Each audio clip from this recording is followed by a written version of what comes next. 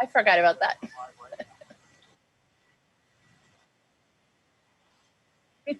If you subscribe with Twitch Prime, you don't have to see commercials.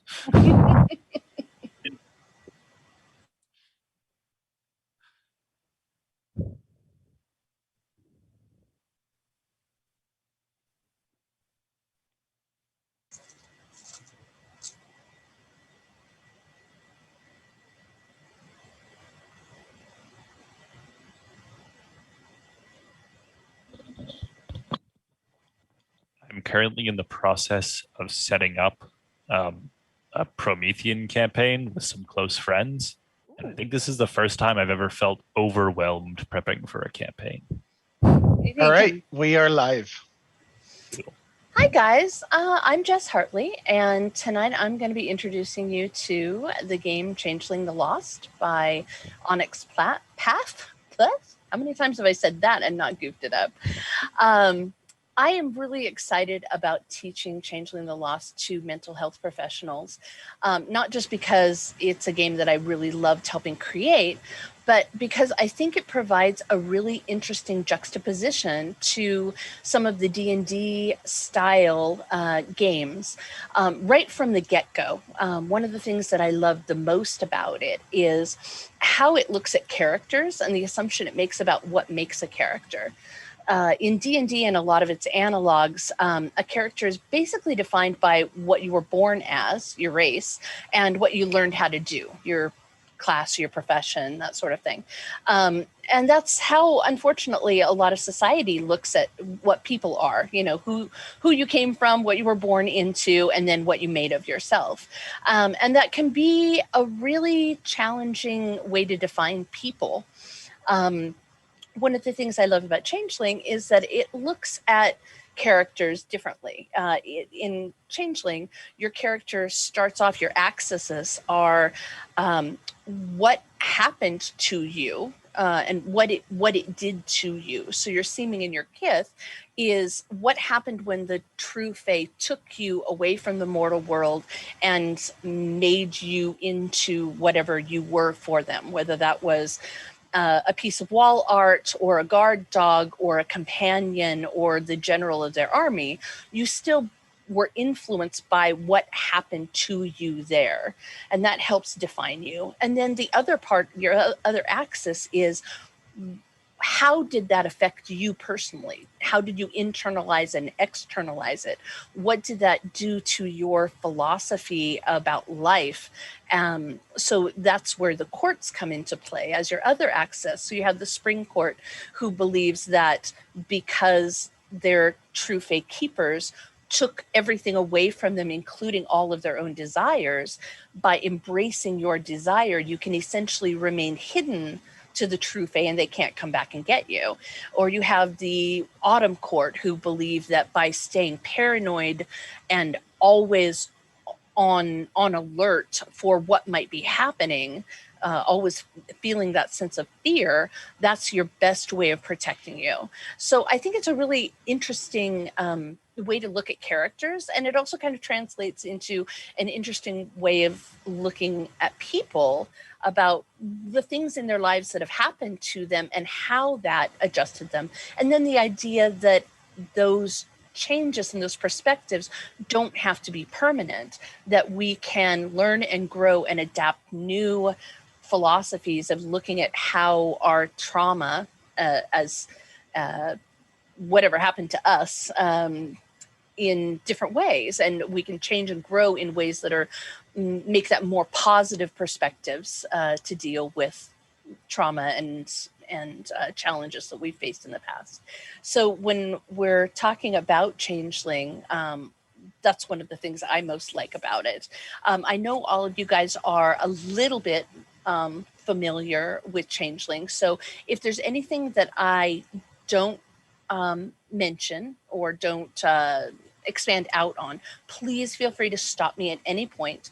The point of this session is not for us to spend 2 hours hardcore rolling dice and dungeon crawling, but it's for us to get to know this system a little bit, to learn about how it can be used as a therapeutic tool at your guys' tables with your clients and customers, or I guess customers is not the right word, clients and I'm drawing a complete blank.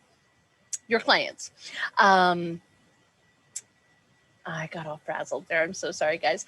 We're going to start this off. A couple things that you should know about the game.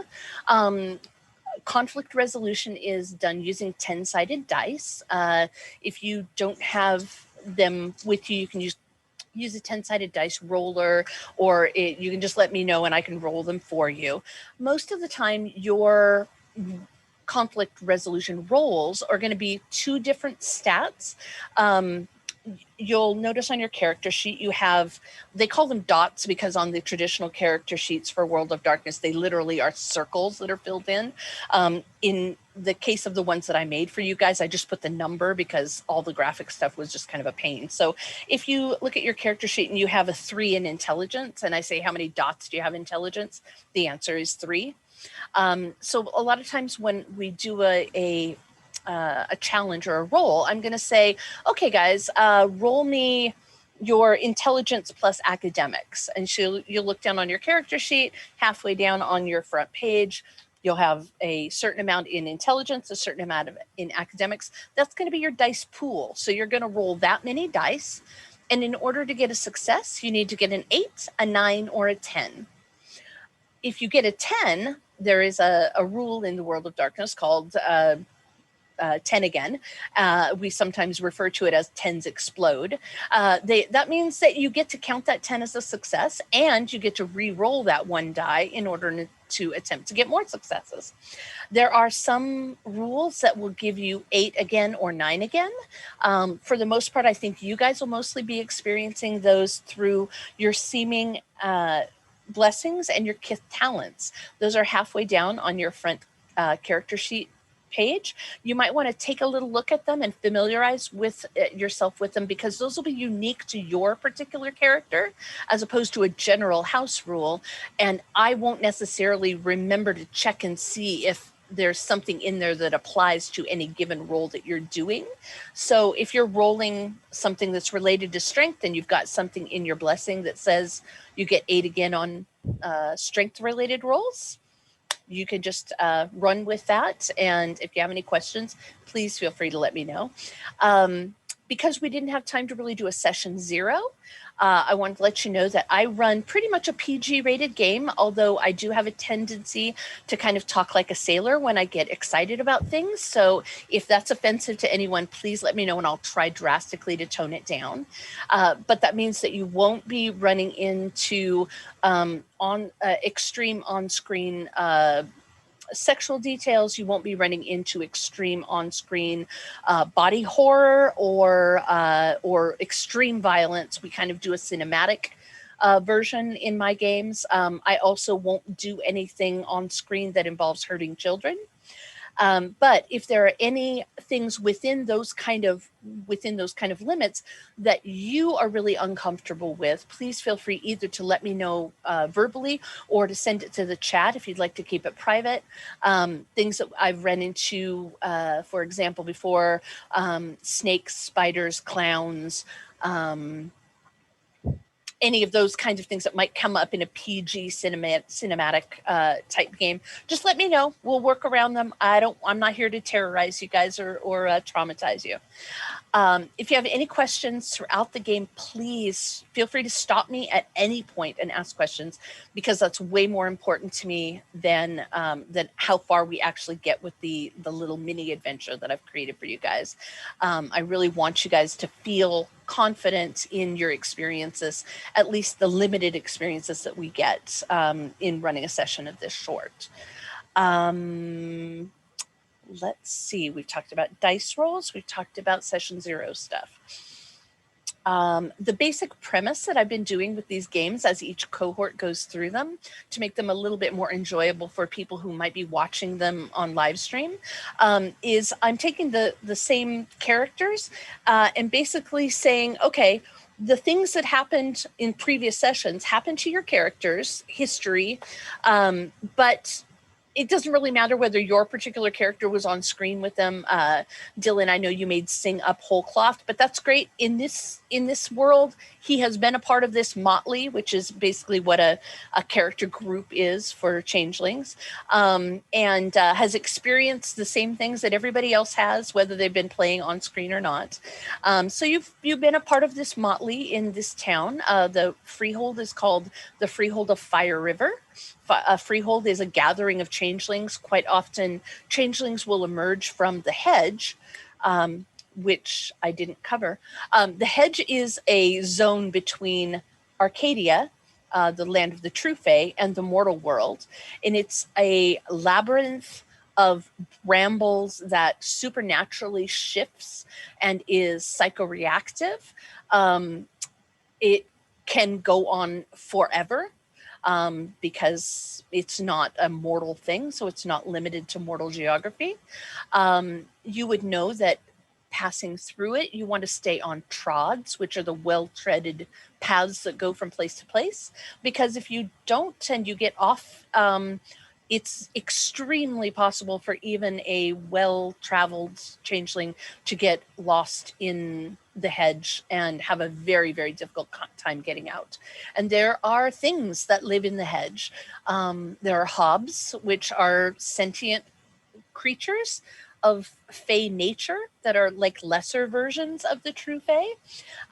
They can look like and be pretty much anything. There are also just flat out monsters that live in the hedge. There are briar wolves that hunt changelings down just to feed on the terror that they inflict when they're chasing people down. There are harvestman spiders the size of small houses.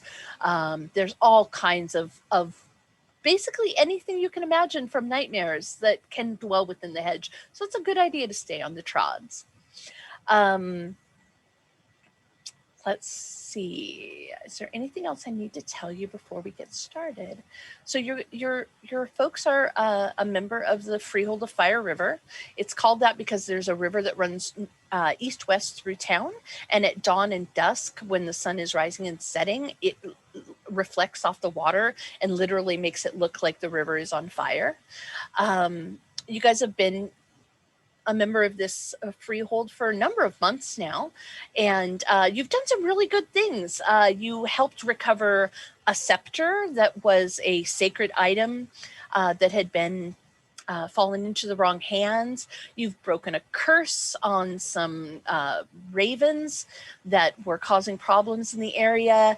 You've befriended several merchants in the goblin markets, which are like pop-up fantasy farmers markets that happen within the hedge, and you can buy anything there from swords and armor and magical clothing all the way up to dreams and memories and skills. If you're ever looking for, 3 teardrops from a virgin's wedding night, you can find it there. So you've made some good friends there and done some favors for people. And one of the things that you would know about the court system within changelings and within changeling society is that there are 4 seasonal courts, and they trade who rules the freehold in conjunction with the actual seasons. So as we are currently just barely past solstice, last night was the solstice eve,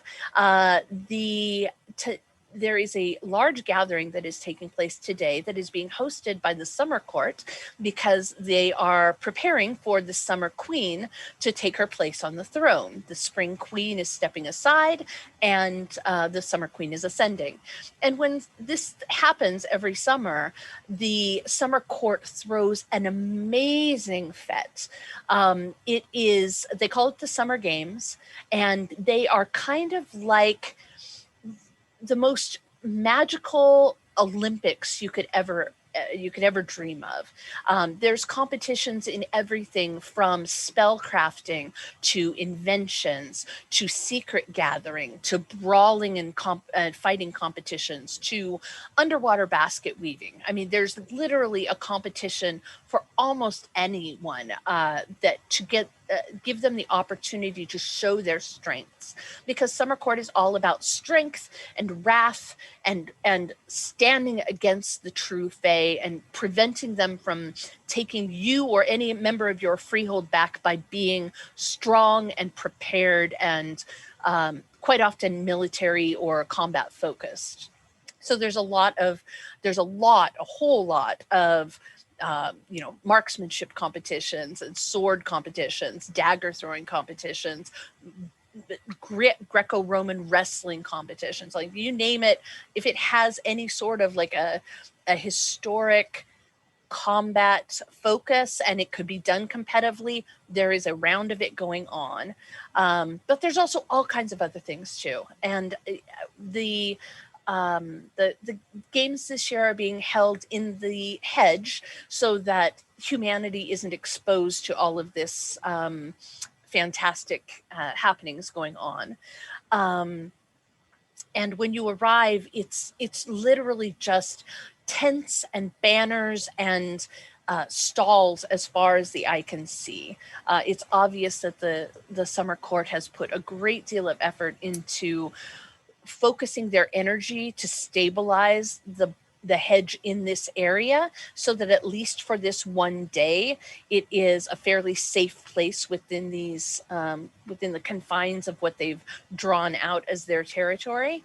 And you would know that the highlight of the event will be happening at noon. That's when the crowning is happening, when the sun is at its highest. And then the Spring Queen will give up her throne, and the Summer Queen will be taking her place. There are a lot of different competitions. As you're walking past, you will see you'll see very common things like axe throwing, or you'll see displays of preserved magical fruits and vegetables and ornate desserts and dishes. Pretty much anything that you could imagine being a competition, there's some place for you to do that. As you're walking through, you see a lot of people who are changelings like yourself.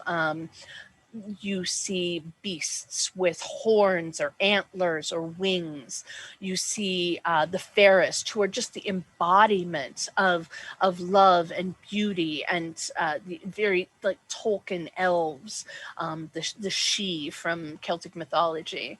You see darklings in the corners, in the shadows around the alleys, watching things, doing their mysterious reconnaissances, and just kind of keeping an eye on everything.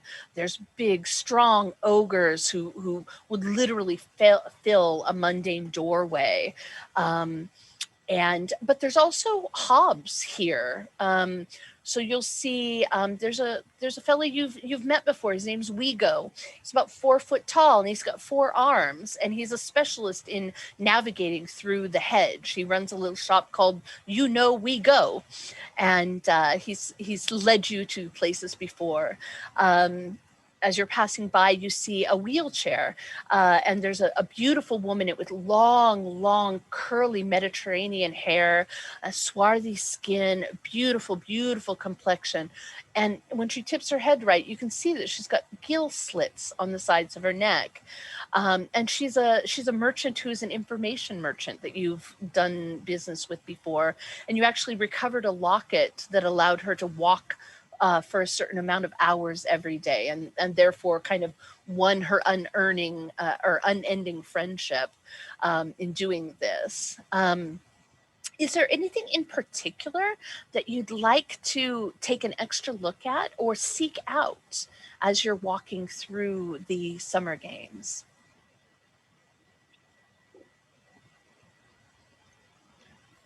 So for myself, I will I'll greet the hob that is a fellow hedge guide and start comparing maps of various trods to see where we can trade information to make sure that those who are traveling, not just to here, since this is a big event, all the trods are fairly, known and safe, but like as they're leaving or going about to other places, let's share safe zones, unsafe areas, that sort of stuff. Oh yeah, we go love doing that kind of thing. We go talk with you all the time. We found this new spot. I don't know who discovered it, but someone discovered it. But I found it now, so I know how to get there. I'll show you on this map right here. You just take a left right there. You know what that place where there's that big vine that kind of always wants to go across the road? That one right there. If you go over that vine and you go about 30 steps forward and then take a right, never a left, only a right. If you take the right, then and you go down that path, it looks just like maybe a deer track. It's very, very small. I don't think somebody spent a lot of time in there, but when you go down there at the end, then somebody's starting to build something there. And I don't know who it is, but somebody's obviously starting something there. Oh, that's fascinating. Does it look like it's like a living dwelling, or is it a shrine of some sort? Oh, well, there's fire. Okay. But we didn't see any jacks or places for making the bathroom stuff. So I think maybe it's just like temporary rest place. I don't know. Okay, I'll add that to the maps, and we may explore that in when this isn't going on. Oh yeah, This I got to go. We got signed up for the swimming competition, and I think I'm going to win. I mean, nobody do the breaststroke as good as we go, right? Well, good luck, we go. Good luck. Bye. So yeah, Wego runs a little stall in the local goblin market. He would have left, made addendums on the maps that you had brought out. And then he goes hustling off towards, there's an area over to the side that looks like it has a big lake. And that's definitely where he's heading. There's obviously lots of lanes, with floating things for different kinds of competitions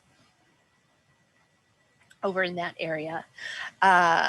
There is every once in a while as you're passing through, there are obviously court people because they're wearing the Spring Queen's heraldry or the Summer Queen's heraldry, and they'll stop at corners in intersections in the kind of little village almost that's been set up here for the day, and make announcements about what competitions are happening now, which ones are taking place so that observers can go to it, which ones are preparing so that people who are going to be competing in them can go to it. So you hear about foot races and swimming competitions like Wego's heading towards, and there is they're in the main arena that's been set up with seating all around it.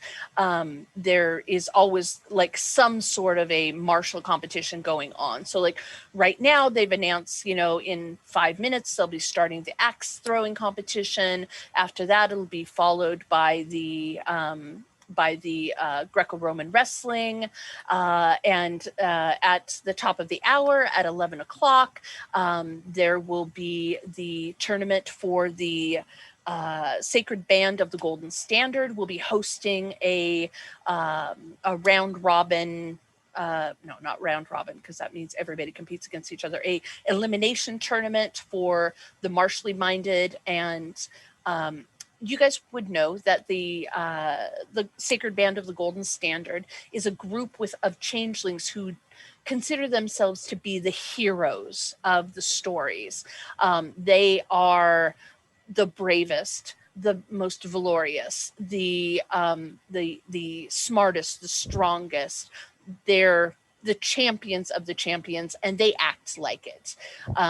When you see them walking in a group, they're all wearing, even the ones like they may be wearing modern clothing, they may be wearing medieval clothing, they may be wearing some bizarre combination thereof, depending upon their own personal taste.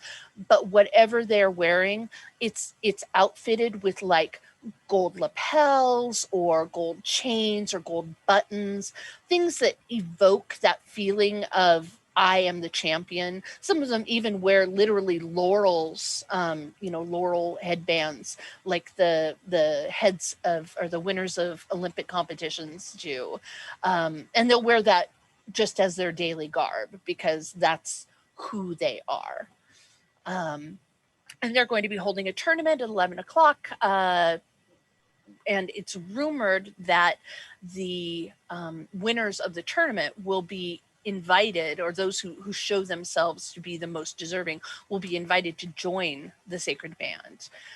So that's got a lot of buzz going around because there's a lot of people who think, especially new changelings, who are like, I'm looking for my role in life. My role in life is to be a champion. Therefore, I want to be a member of the Sacred Band. But that being said, is there anything else that you'd like to do or check out? What time is it now? It's about 10 o'clock. It's about an hour till the Sacred Band competition. Okay. If I can nonchalantly move towards the group that I'm with, I guess it's Sing and Squash, and just sort of casually whisper sideways. I do. We're not picking up your whisper. Yeah, you might need to whisper a little bit more out of game. He whispers. He's whispering this right now. He's asking what you guys want to do, like what our move is, what our game is. Well, truthfully, I have no taste for these antics. But I should likely try to make an appearance to this new queen. They sometimes forget I exist. Sounds ideal to me. Preferable, I think. Do either of you happen to know where we might find this queen? I immediately start to survey the land to try to find where the queen is at and start routing courses. Fantastic. So there is the arena is kind of oval shaped. It's the big main arena, and on one halfway on one long end of it, and then halfway again on the other long end of it, kind of like at a football stadium, like what would be the 50-yard lines. There are pavilions, and one of them is struck with emerald green and silver decorations for it. There are banners flying from it. It is where the current queen, the spring queen, and her entourage have gathered. And across from it, on the side that will be catching the light when the sun is most overhead, is a gold and maroon pavilion. It's kind of a long oval pavilion that is just sparkling with reflective surfaces in tones of topaz and gold and amber. It could not catch the light more than it does, and you're pretty sure that's where the soon-to-be Summer Queen Arya and her entourage are located. So you kind of have a choice whether you want to approach the current queen, who's only going to be queen for another hour or two, or the upcoming queen. And what do we gain potentially by making ourselves known out of game or out of character? Out of character? It's always good to schmooze. Changeling society is very, very built on favors and promises and debts. In fact, there is something called a pledge, which is a supernaturally sworn promise that can offer very, very big magical benefits to both parties who are involved into it, but also dire, dire consequences if the wording of the pledge is broken. And that is kind of the basis of which Changeling Society is built on, because they have no trust of anyone when they come out of the hedge, because literally they've been held in a place where their keeper controls reality. So some keepers are even rumored to capture people, and if they're particularly malevolent or particularly malicious, they may set up scenarios that make the changeling think that they've escaped back into the real world just long enough to then come back and say, oh, how funny, yeah, how funny, you thought you had gotten away, my little mouseling, and here you go back into the maze. So the changelings tend to start out being very, very untrusting, and pledges are a way that they can come to some sort of a limited, at least, trust with each other. You guys have all sworn a motley pledge to each other to essentially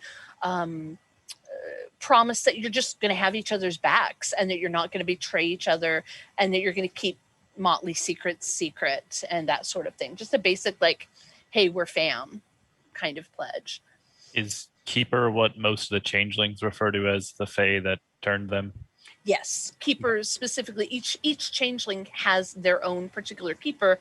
A true fae may have abducted a million different changelings, but and sometimes if people have gone through their durance, which is their time period that they're imprisoned or in captured, they sometimes will go through the same durance. So Raz and Squash and you might have all been taken by the same keeper, the same changeling, but used for very different purposes, and therefore who you are as changelings would be very, very different. Yeah. So again, sorry, I don't want to like do too much No, character, but it's fine. Just to get my bearings. Yeah, 100%. So like the changeling's motivations are generally going to be survival primarily, not being abducted again. Yeah, those are the main ones. And then they get trying to figure out what the third one is, really trying to figure out what to do now, because their role in their family, if they're may have been already filled by a fetch, which is what the true fae leave behind. It's where the stories of changelings come from. The changeling child that won't stop crying in the cradle because the fairies have taken the real baby.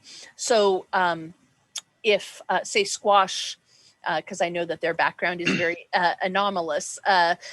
Squash might have been happily married before they were taken, and their keeper might have left a fetch in there, but the fetch isn't human, and it's not you. It thinks it's you up until the time it gets confronted by you again, but they're not human. So chances of them keeping a loving marriage or parent-child relationship, or even a good working relationship at work going, is kind of slim.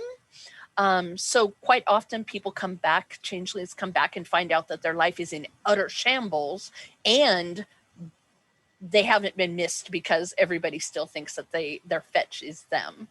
So that's the other thing that a lot of other priority that a lot of changelings have is, okay, what do I do now? Do I go back and try and replace my fetch again and try and step back into my life? That then puts your family at risk of all these things that you now know are going on. So that, and then priorities in and amongst changeling society. So maybe political power, maybe, if you're not a member of a motley, joining a motley, maybe getting a role as an officer to one of the courts, that sort of thing. Those are some common changeling goals. Did that answer your question? Yes. Okay, fantastic. Squash, Raz, what court are you a part of, if any? The Winter Court. I will happily I will help get you I will help get us to the queen as needed. But I would favor that you speak on our behalf, or that I not speak on our behalf. That seems wise. And what about you, Raz? Sorry. IRL, I was trying to fix my camera, so I missed that last little bit. What court are you of? The Winter Court. I have no love for summer or spring, for that matter. Well, I have no loves for the courts themselves. Come, let us say our hellos. I love that. Sing's just like, yeah, I hate them all. Let's say hi. It's a bad system. It's a bad system. Yeah, that's an idea, Sing. How about you do that and you keep people busy, and I will pick a target with you, and I'll go back to where they came from and kind of look through their stuff. I'm sorry, what do you intend? Hear me out. So I want you to go keep people busy while I look at their stuff. So I want to watch. What's up? To what end? To the end of knowing their business and not getting caught finding it out, and them not knowing that I know things. Well, if you want to spy on the Summer Queen, then by all means. Okay. Thank you. Thank you, Sing. I'm going to walk over towards this clearly prominent figure. Fantastic. So do we see them like going to their place? Because they're going at 11, right? There's actually, Or there are people going currently there are so there's the large pavilion on the edge of the arena. There's some smaller tents around it that look like the large pavilion is covered and has some walls, but mostly just to like break the wind from blowing through too hard. It's obviously like an open kind of just hanging out staging area, and there's a dais there with a big chair, and then there's some other smaller chairs over on the like farther edges. There's little groupings where maybe 3 or 4 people are sitting and talking in small groups, and then kind of behind it, away from the arena, there's several other, like a kind of a little entryway with several small tents that are obviously more like personal buildings where people have brought it for the day to have a place to rest and that kind of thing, store their stuff out of the way and that kind of thing.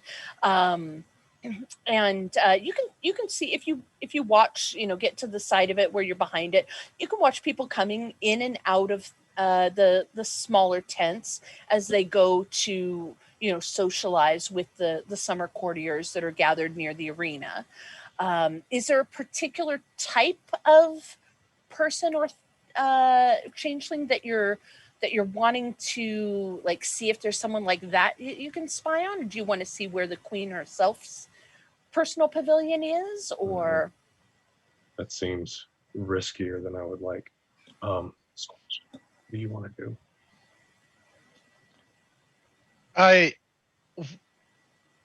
One matter at a time. I would say let's gain the favor of the coming queen. You gain the favor. I don't want the favor. I don't want the favor. See, I find I will help you gain the favor if I can do it secretly. I will. My thought on the matter. My thought on the matter is to find a path to be able to not draw a lot of attention, to go in make ourselves known as a motley that is available if the queen has need. Because if she asks something of us, she then owes us. Despite And my so- distaste for it, this system does have merit. And being able to move, being able to trade that in for favors, whatever we may need in the future could come in handy. And then I am happy to assist to find which tents would be easiest to distract and gain information from based upon movements and pathing of people or of the others. Okay. I don't like your idea, Squash, but I'll help you. And in return, I will help you with finding the information that we can use, as that owes us no favors and we can still use it. Okay, deal. So as you guys are watching, there is kind of a constant flow, and not like a line up per se, but as soon as one group that's talking with the upcoming queen, whose name is Arya, as soon as the one group that's talking with Arya and her advisors wanders away, another group kind of like takes advantage of the space and moves up to chat with her. You can definitely tell there's a group of what absolutely has to be Sacred Band members at the front of the arena on one of the edges. They're concentrating on the battle that's going on, the whatever competition, martial competition that's going on at the moment, the axe throwing. They're cheering, jibing each other about that one, or mocking those who do poorly and that kind of thing. They have absolutely no mercy whatsoever for those who are getting up there and just giving it a good solid try. That's not anywhere near good enough for these guys. There is on the other side, the kind of the other long end of the pavilion, there is a group that appears to be exchanging money. Or at least something based on what's going on. So there's very definitely like a little betting circle going on at the front of the pavilion, the summer pavilion as well. Would you like to kind of schmooze your way in when the next group leaves? I'm going to walk in as if I am a part of whatever group is currently there and wait to be acknowledged in any way. Delightful. Okay. I'm going to have you guys make your first roll of the evening. I'm going to have you do a perception check. That is going to be, you're going to use wits and composure. That will be about halfway down on the front page of your character sheet if you're playing Squash or Raz, in your attribute section. So just look and see what your wit score is and your composure score. Add them together. That makes your dice pool, and then roll that many dice. Oh, so you've already done this. Okay. So we're going to roll however many dice. I'm going to say how many dice I have. Sorry, Raz has not rolled yet. Okay. I haven't rolled, but that's how many dice I have in my pool. You have how many? 5 is my 5. pool. Okay. So roll 5. You're looking for an 8, 9, or a 10 to get a success. If you get a 10, you get to roll it, count as a success and roll it again. I have 2 10s. Oh, fantastic. Do they both explode? They both explode. 10s always explode. They'll blow up these 2 10s. I have a 5 and another 10. Does it explode? It still explodes. Dice. Yep. Just keep that baby rolling. The goal is to get as many successes as you do dice. That's the real goal. That's the goal. Got it. Last one's an 8. Okay, fantastic. So how many total cumulative successes does that make? I stopped counting. I should have been counting.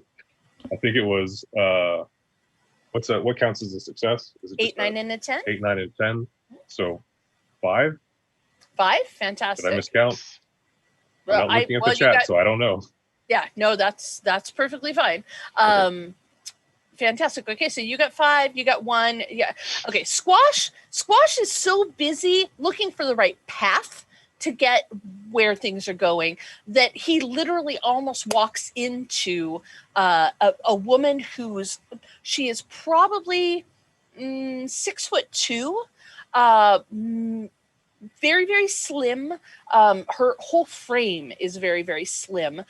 She's got amazing brown, like golden brown hawk wings behind her. Her nose is a little bit beakish, and she looks at you like, "Excuse me?" Oh, you're excused. This is out of character. I would like to sink into the shadows, if I may. Yes. I'm very uncomfortable Yes. by all the attention this is around. Yes. And I do the Homer Simpson, like, fade into the bush. There's like one of the tapestries that's up against the wall or hanging down from the pavilion to kind of just keep some shade and wind block from just blowing through there. And you're just like, right behind there, can see everything, can hear everything, but nobody's looking at me right now.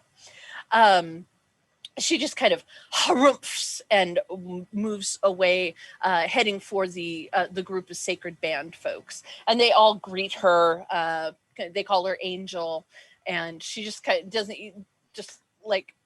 looks at you like you are a worm that she happened to step across in the sidewalk. Squash, according to legend, the Sacred Band is exclusively composed of lovers. They say you fight better. Is it not better to win without fighting in the first place? That is what I believe, but not all. Oh, okay, hang on just a second. I need to do a roll.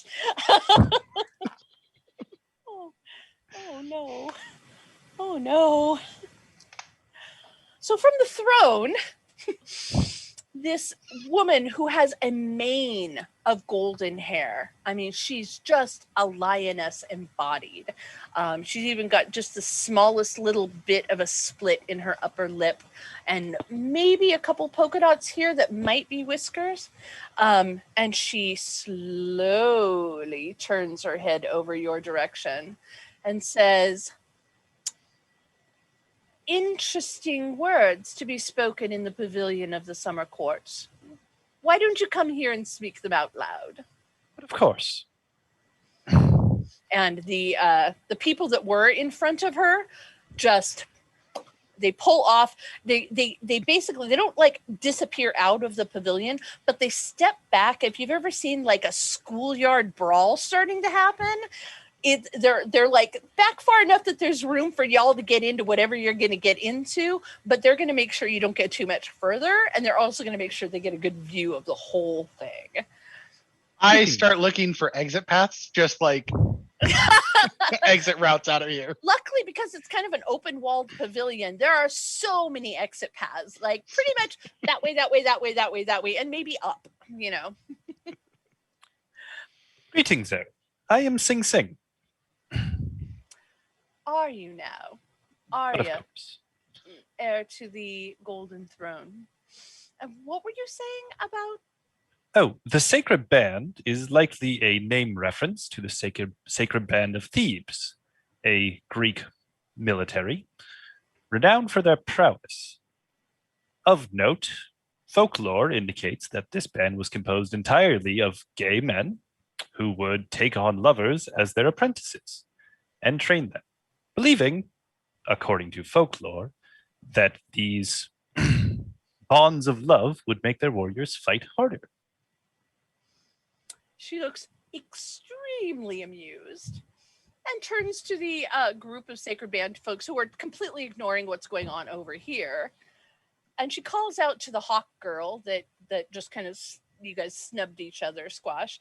And she's like, "Angel, have you met Mr. Singh? I think he just called you a gay man." And the queen, the hot girl, like looks up, like, "What the fuck?" And all of a sudden, she has like daggers in her hand, and she's like, "He what?" Oh, a simple misunderstanding. I am simply explaining the folklore origins of the name of the company you keep. I see. Surely you are aware of this. She looks you up and down. She looks Squash up and down. She doesn't look Raz up and down because she doesn't know where they are. She nods. Can I do like an interjection? And of like, course. as this is going on, yeah. Like, I want to like sneak through the crowd and like grab Squash like right after she notices him and pull him back behind the crowd and be like, I think he's doing it. I think Sing wants me to do my plan. This is the distraction. Yes, of course it is. Yes, of course. Go do it. I'm not misreading this, right? No, go do it. Okay. Fantastic. Yeah, so while we'll take a little segue here. So while this, kind of just verbal kind of chest thumping is going on between Angel and what she perceives as Sing and Arya, Raz, you can see that there's another member.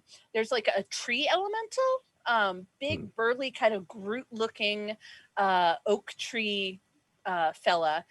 He just left this really tall, skinny pavilion and headed over to interact with the rest of the sacred band.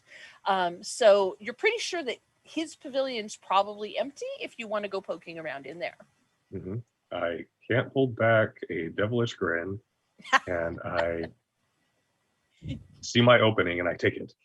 Okay, dun, dun, let's see. I'm going to have you roll how about dexterity and stealth? I just want to make sure you don't trip over anything while you're trying to be super sneaky getting into this Maximilian's pavilion. Stealth. There you are. I have a 2 with retreat on it. Okay. Does that count as a 2 in this instance? So when you have I didn't touch on this. When you in your skills area, you've got some words that are in parentheses. Those are specializations. So if that specialization applies to the particular situation that you're making a roll on, then you can add an extra, it acts as an extra die for that dice pool.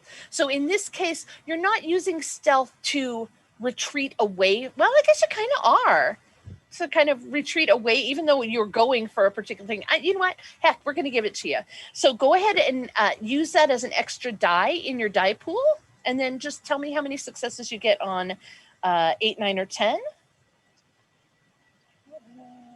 Okay. I'm making up a song about Sing in my head that I'm going to sing to him later to thank him for letting me do my plan. I feel close to him now. He really cares about me. He really believes in my plan.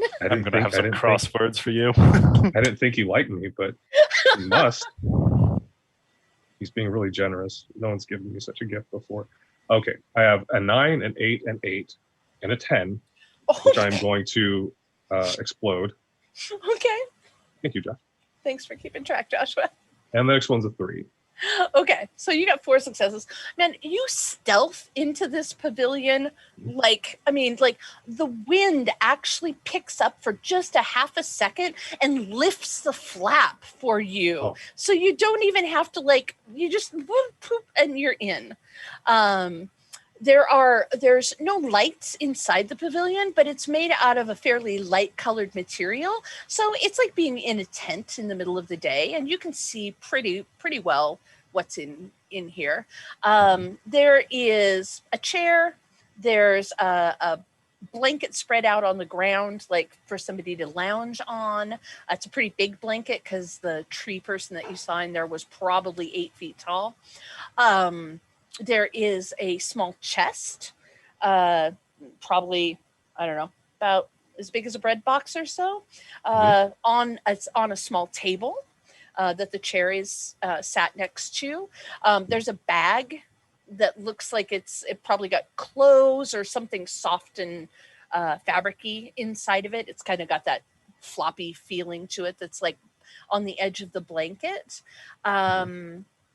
Is there any particular area that you want to take a deeper look at? And there is a second exit, and it's open and overlaps on both the front and the back. No, I'm gonna be cautious, and I'm gonna look in this. I'm gonna look at the chest. Okay, it's just a plain wooden chest. It's got brass fittings over the top of it, just in a real like strong boxy kind of looking way. It's got a hasp on it with a small lock on it. It's like a key lock. Right. And it's not very big, it's just yay big. It's almost diary sized. Oh, geez. I don't think I'll let Squash know what I was doing. Does Squash know that I'm in here? I'll find out later. I open up the chest. Okay. The lock is on it. It's got a lock on it. Would you like to try to pick it or break it or pick the been in here too chest long up and shake it? No, gotta go. I'm gonna go look through the fabric bundle thing. Okay. So it has it looks like lightweight armor, really like flexible leather scale armor. There's a pair of big smelly boots.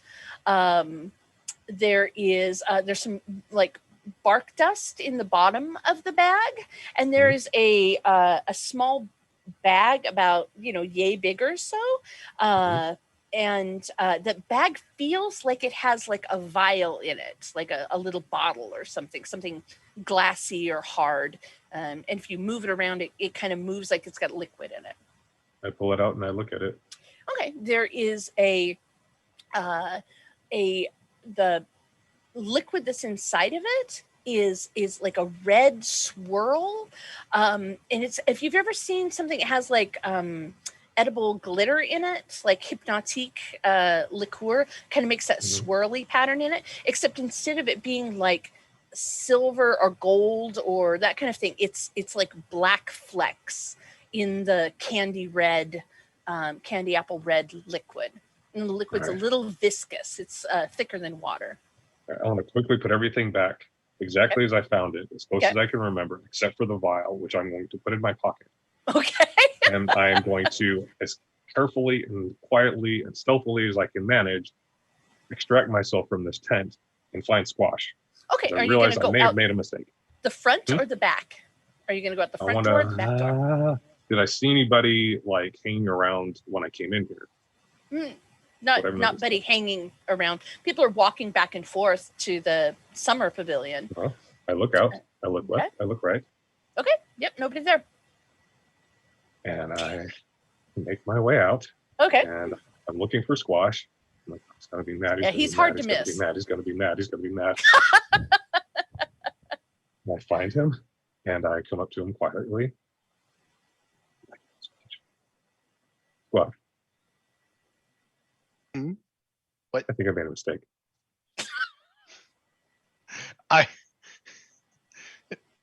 What?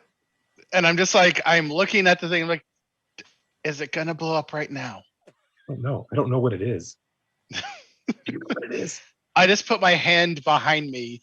Oh, sorry. I have a dog who is determined to get up on the desk. Yay! Out of character. Puppy. What is that? Is that a hob? Yes, a very large black furry hob.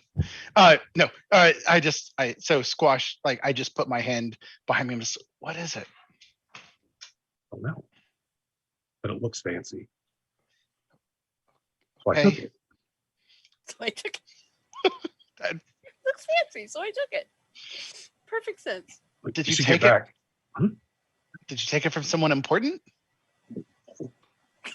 Hang around long enough to find out if they were important. Raz just starts like scratching.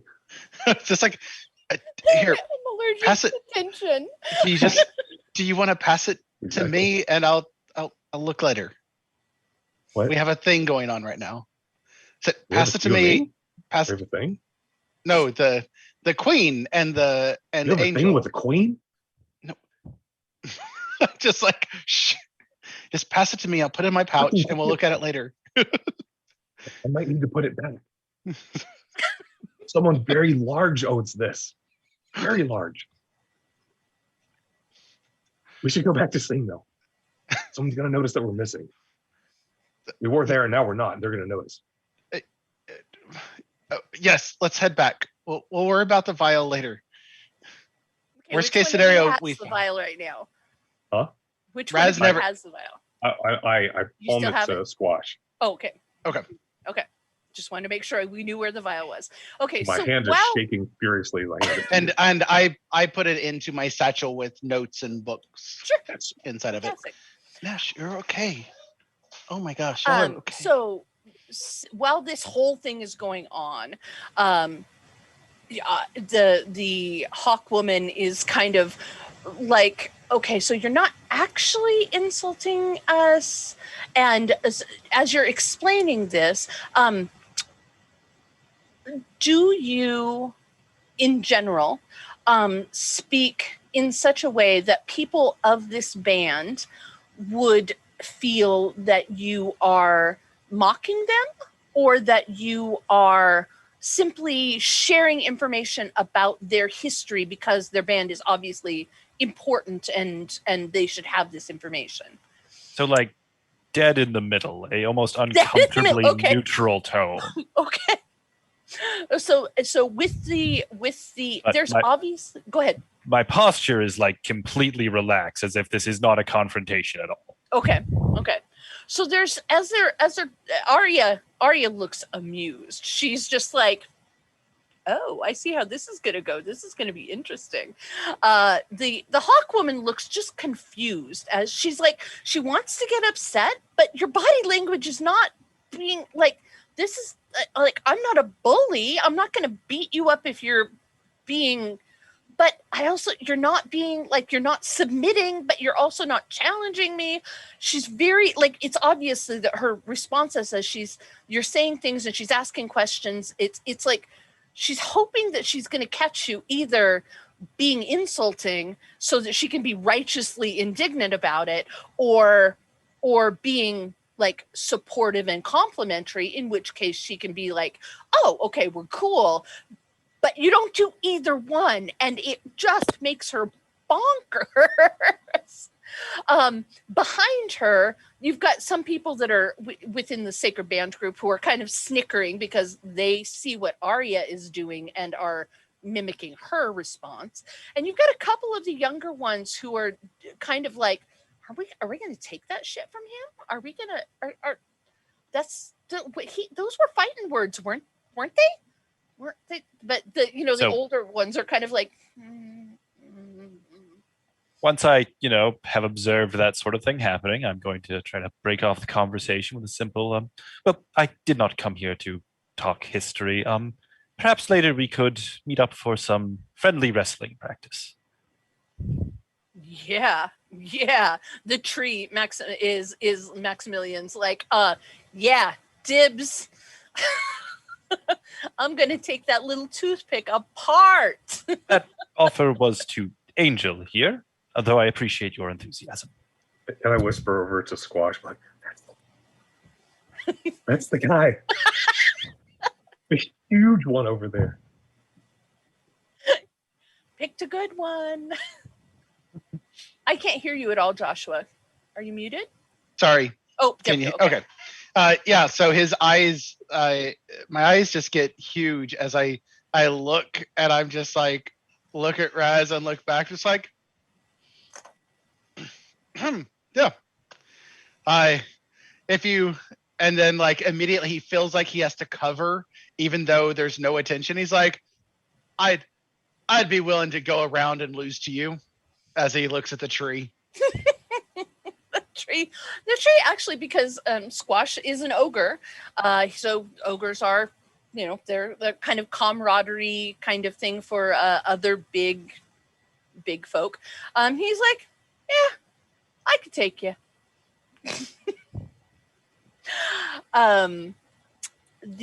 There is a young woman who has basically stepped up, kind of not immediately behind Sing, but in that kind of, I'm waiting my chance to be next to talk to Arya. She is dressed in kind of Roman sandals and like one of those warrior skirts that's made out of the slats of leather that come down mid-thigh or so, studded with bronze. She's got big shoulder paddy kind of things with some bronze spikes coming out of them. She's got her hair pulled back in a very, utilitarian way. She's very, very, very, very strong looking. You're guessing she's probably ogre. Although she doesn't show any of the signs of any of the kiths that you know. So there's like Cyclopean that quite often are missing a limb. There's far walkers like you that tend to kind of be a little on the hirsute side to give them some extra protection against the elements. And she doesn't really look like any of those in particular, but she looks like she's probably an ogre. And she's waiting very patiently kind of behind Sing for her chance to talk to the queen. If Angel will let me break away now, I'm going to turn back to the queen. So, Ari, I simply come to present my presence. Arya, excuse me. Arya. I come to present my presence in this, what are these things called again? The whole Summer gathering? Games. No. The group of changelings. What's that? Freehold. Right. My presence in the Freehold. It has oft been forgot.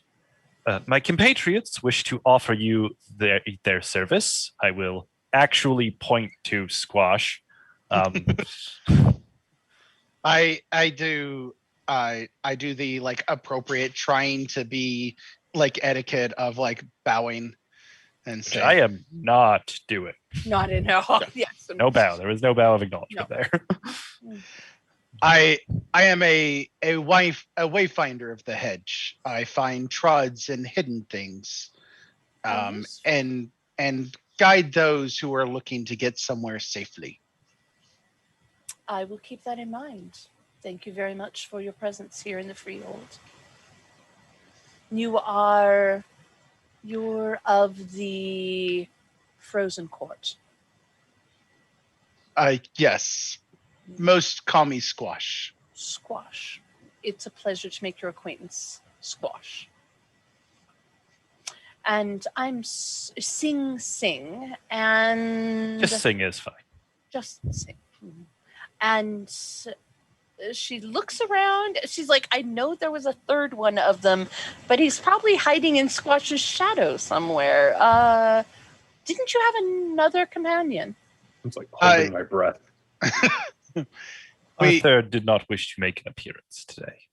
I see. Intimidated. You know how these things can be for some people. Cowards, yes. Got it. Yeah. And exactly. I look at the ogre that's waiting in line very patiently, and I kind of like nod, acknowledging, and go, well, we shall not use up any more of your time. Our apologies. And I turn. I'll have a request though. Arya, if you have other changelings in need and no interest in providing help yourself, please send them to me. I seek to take care of those that need aid.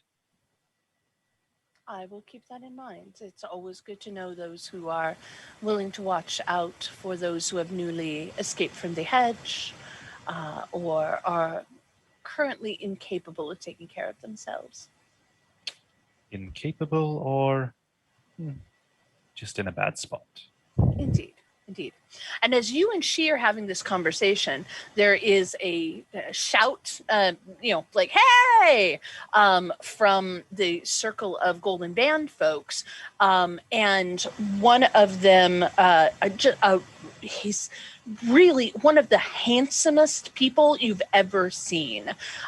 Somehow he managed to pull this off, just this charming, like, stunning presence, despite the fact that his face is completely covered, his skin is completely covered in small, like almost orange red scales, like a snake or a serpent. He's got his nails look like they've been plated in gold. His hair is trimmed very, very short, and he wears a gold laurel leaf crown on it. And he's calling out to the ogre that's behind Squash. He's like, Brianna, come here. And she's facing kind of you at this point, and you can see for just a half a second, like her eyes roll, and she's like, okay. Roderick, hi, how are ya? Yeah, just waiting in line to talk to Arya. Yeah. And he's like, come here. And she's like, yeah, I'll just gotta talk. I'm going to step into line of sight between her and them and just start walking to the group and go, hi, how are you? And like, just trying to break the thing. The interaction like, there? The interaction. Just be like, hey, I just got done talking to Arya. Like, okay. I believe that is your chance to... So as you do this, like the Golden Band folks are just like, what? We weren't talking to you. Go, you ice. No, you have to go around the other way. Go the other way. Yeah. Roderick, who is the dragon skinned fellow, actually gets up out of his chair and kind of does this little like half jog over to Brianna in the way that people are constantly working out have to do to prove that they're constantly working out. And he's like, hey, so have you considered our offer? This is the best time for it. We could announce it during the tournament. And Brianna's like, I'm just not sure it's the right thing for me. I'm not really sure where my path is going right now. And Arya the queen is just watching this whole conversation very, very carefully. And Roderick starts getting more and more like, hey, I thought you were one of us. Like you have potential. Like you belong with us. Like, right. You're either with us or you're not. And she's like, wait, Queen, I really need to concentrate on this right now. I really need to be at my best for the tournament. And, maybe we could talk after the tournament. And Roderick is not very pleased about this and basically heads back to the Sacred Band folks without looking backwards a single time. And they all kind of turn collectively and start talking to him. And none of them are looking over her or the queen's direction after that. So do you stay like in the local area while Brianna? Oh yeah, I'm gonna tell Brianna to talk to the queen to the queen, but I'm just gonna like stand there and listen. Okay. Yeah, and that's pretty common for like these big group gatherings. Things are not really private. So yeah, you wouldn't be out of etiquette whatsoever to stay where you are. I'm not worried if it's out of etiquette. I will fall back so that I'm by a tapestry to give Raz the tapestry and myself to kind of like duck between and stay close but hidden. Okay, fantastic. You come up and you hide behind my tapestry? No, I come beside it. So you have like... Oh, next to my tapestry? Yeah, so like you have the tapestry, but then you also have like me, who's a additional barrier beside it. I'm like, how'd you know I was here? I thought it was hidden. I thought it was invisible. You called me over and showed me the thing, and I saw you... Doesn't sound like me. Anyway, here, what is the thing? I don't know yet. Oh. Why are you over here? To give you more hiding. I'll tell you later. It's fine. Okay.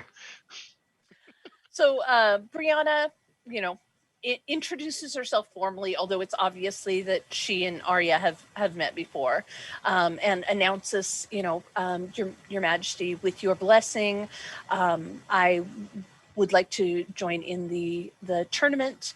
I want to fight for the honor of the Summer Court and for the protection of all of the changelings of the Freehold. And she's very, very earnest.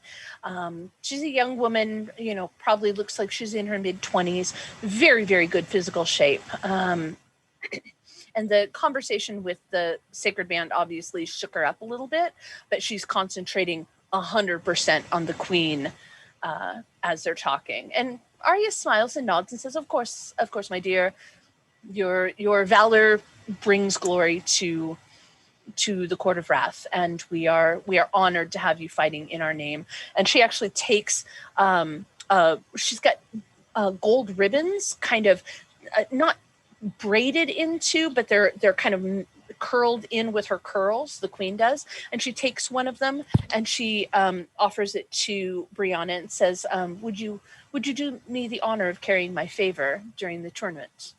And there is silence from the Sacred Band. Like they had been like talking among themselves quietly. One of them is like, hey, did you see that? And they all like turn to look, and just dead silence. And Brianna is just touched beyond words and takes the golden ribbon. She braids it into her own hair and does a very effluvious bow to the Queen. And she's like obviously almost touched to the point of tears. And she says, I will strive my utmost to be worthy of it, Your Majesty. And leaves the pavilion area. I'm gonna leave with her, as if I'm, walking the exact same way as her conveniently. Sure. And then as soon as we're out of earshot of the Queen, I'm going to just casually say, sometimes I wonder if the Keepers came up with the idea of competing for court glory. How could you even say that? We do this to protect ourselves from the Keepers. This is our way of showing how strong we can be, so that they won't ever recognize us as those weak, pathetic beings that we were when we were vulnerable to them and taken by them. How could you even say that? I don't believe insulting displays towards one another is how we protect ourselves. Yeah, the Sacred Band guys, they're a bunch of yahoos, but that doesn't mean that the whole of our court is like that. I mean, some of those guys aren't even Summer Court. They're just ego monsters. It's why I won't join them. I apologize. I have implied something I did not intend. I speak ill not of your court. Oh, of those jerks? Yeah, you can speak ill of them all you want. Speak ill of the court system as a whole. Oh, you're one of the courtless. Got it. I apologize if I came across as anything else. Oh, no, I just made an assumption. Sorry about that. Yeah, so, nice day. I should probably go warm up or something. Would you like some practice? I would enjoy seeing you defeat the yahoos, as you call them. Oh, don't worry about that.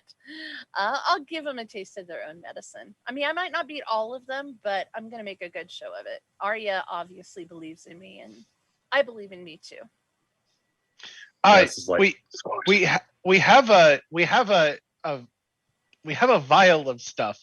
I'm not sure if this will be of assistance. I can go figure out what it is and get back to you. You're actually lifting the vial up and showing it to I'm pulling it out. Like I'm not making a full display. Right, like I'm still like secret. Yeah. But it's very much like I have this if you think that this might be useful. What is it? That's a good question. I was honestly going out on a limb hoping you might know. It's I don't know if it is for health or for strength, but I will I will go by the market and see. And I just quickly palm it back into the bag. Okay. You guys give me a intelligence plus occult roll. Oh dear. If you have something on goblin fruit or the hedge or something like that, potions, Okay. any kind of that focus, please feel free to add that in as an extra die. I'm going to do this for her. Luckily, she is not super occulty. It's -3 if you have no dots, right? In mental, yes, if you have no dots, it is -3. That is something we hadn't really talked about. If I ever tell you to do an attribute and a skill and you don't have any dots in that skill, if it's a physical skill or a social skill, you can still make the roll, but you're at -1 because you're just not trained in that area. If it's a mental thing, because mental skills rely so heavily on actually being educated in that thing, it's at a -3 die penalty. So that's a rough one.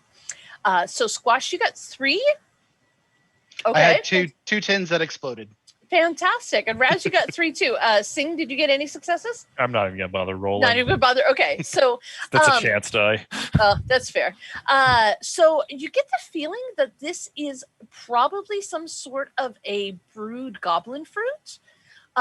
You're not really sure which one, but it's probably got something to do with like body or vitality or something like that, just based on like the appearance of it.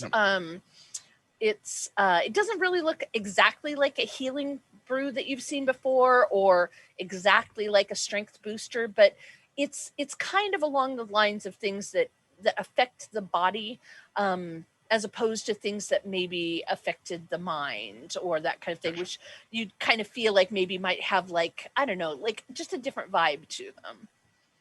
Can we tell if it's like a plus or a minus, like a upper Can't tell, or but the downer? sparkles are black. Hmm. You can make your own assumption from there if you'd like.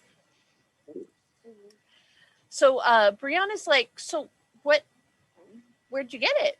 What is it? Did you make it? Are you a brewer? I'm not a brewer. It's I came about it from a discovery. Oh, are you an explorer? Yes, I am a wayfinder of the hedge, if you will. I like to discover new places, and while I'm out discovering what I can in the hedge, I map out the trods, and I'll pull out just like a map and be like, and just kind of show and say, I find safe trods, I find interesting places, I find places to rest and sleep, and then I help those who need passage. Oh, okay, that's cool. So, why were you like trying to give it to me if you didn't know what it was? I'm confused. Sorry. Sometimes I'm not the fastest on the uptake. I was confused as well. I was hoping that you, given your martial stature, that it might be something that you recognize. Like recognize? Can I take a closer peek at it? Yep. And okay. I pull it back out, pass it to her. Yeah, I don't know. I mean, like it looks a little bit like some of the like things that sometimes people pop before they go into battle to kind of ramp them up, but it doesn't look exactly like that. Like those usually have like a more like a maroon tinge to them or some blue tinge to them. I don't know. I start taking notes in the margins of the page I have out. Okay. And go, I'm sure that there are some alchemists and brewers here that can probably provide a definitive. I have learned you do not drink things you find unless you know what they are. So. Oh yeah, I did that once and turned purple for a whole week. It was awful. Like trying to speak that to your dorm parent, you know? I had half of my hair just all fall off at one point. It was not a hilarious. Pretty or comfortable sight. Did it get itchy? As it was like growing back in? As it was growing back in, yes. But first I had to deal with horrible sunburns where no, that's totally makes sense. Yeah, sorry I don't know what it is. No, that's if there's any way that we can that we can assist you. As Singh mentioned to Arya, we are here to help fellow changelings in any way that we can. Oh, that's cool. I appreciate that about you guys. That's awesome. Behind you guys, one of the heralds makes an announcement that the tournament will be beginning in about 15 minutes. So everyone who is planning on attending should make sure that they are registered with the registrar's table and that sort of thing. And of course, the Golden Band guys all get up and start milling around. The Maximilian, the big tree guy. It's really weird. For the most part, the Hobbs don't come like into this area. Like they serve the changelings sometimes, or they work with the changelings, but they're not like, you would never have a Hob in your motley. They're not people to the changelings. At least they're different people, and they're more closely tied to the true fae. So there's kind of like some suspicion. Most Hobbs won't enter into anything like a protection pledge with anyone, because they like to keep their options open. So that inherently kind of keeps a certain level of distrust going on between changelings and Hobbs. But there is a very slight, like almost looks like blades of grass, green Hob. It's got very, like, its arms don't like bend at elbows. They're just like tendrils of grass. Its hair is like a mohawk that's made out of like sedges and that sort of thing. And when the Sacred Band guys get up, you realize that it was actually sitting like on the ground near where they were gathered in their stools and stuff. Maximilian, the tree one, starts walking back towards their pavilion, and the Hob is kind of trailing behind them like a puppy dog might. Some of them are starting to move towards the registration table and that sort of thing. And Brianna's like, "Hey, I'm so sorry. I got to go. I really got to get signed up. Can't let these guys rule the roost without at least giving them a run for their money, you know?" Yes. But nice to meet you guys. Good luck finding out what that potion did. Thank you. And I will immediately turn and take fast direct pathing to the back to where the merchants are to find an alchemist to identify the potion. Okay. Are you guys going with him? Did that Hob look happy, or like it was being dragged along? Neither. Kind of following along like a servant might, or not like begrudgingly, but just like, this is my thing I'm doing. I'm following this person. All right. And they don't have, he doesn't have very, it doesn't have very human features. It has eye-ish kind of indentations, but it has no mouth and no nose. And so it's kind of hard to tell expressions. So you're going to follow Squash back towards the farmer's market kind of area. Raz, are you going with them? I'm gonna follow them, but I want to follow like at a distance and sort of from the side. I want to like try, if I can, to keep an eye on them as they're moving through, and I want to be just as discreet as possible. Okay. And not like clear. One, definitely not clearly associating with them, and two, trying to keep to the shadows.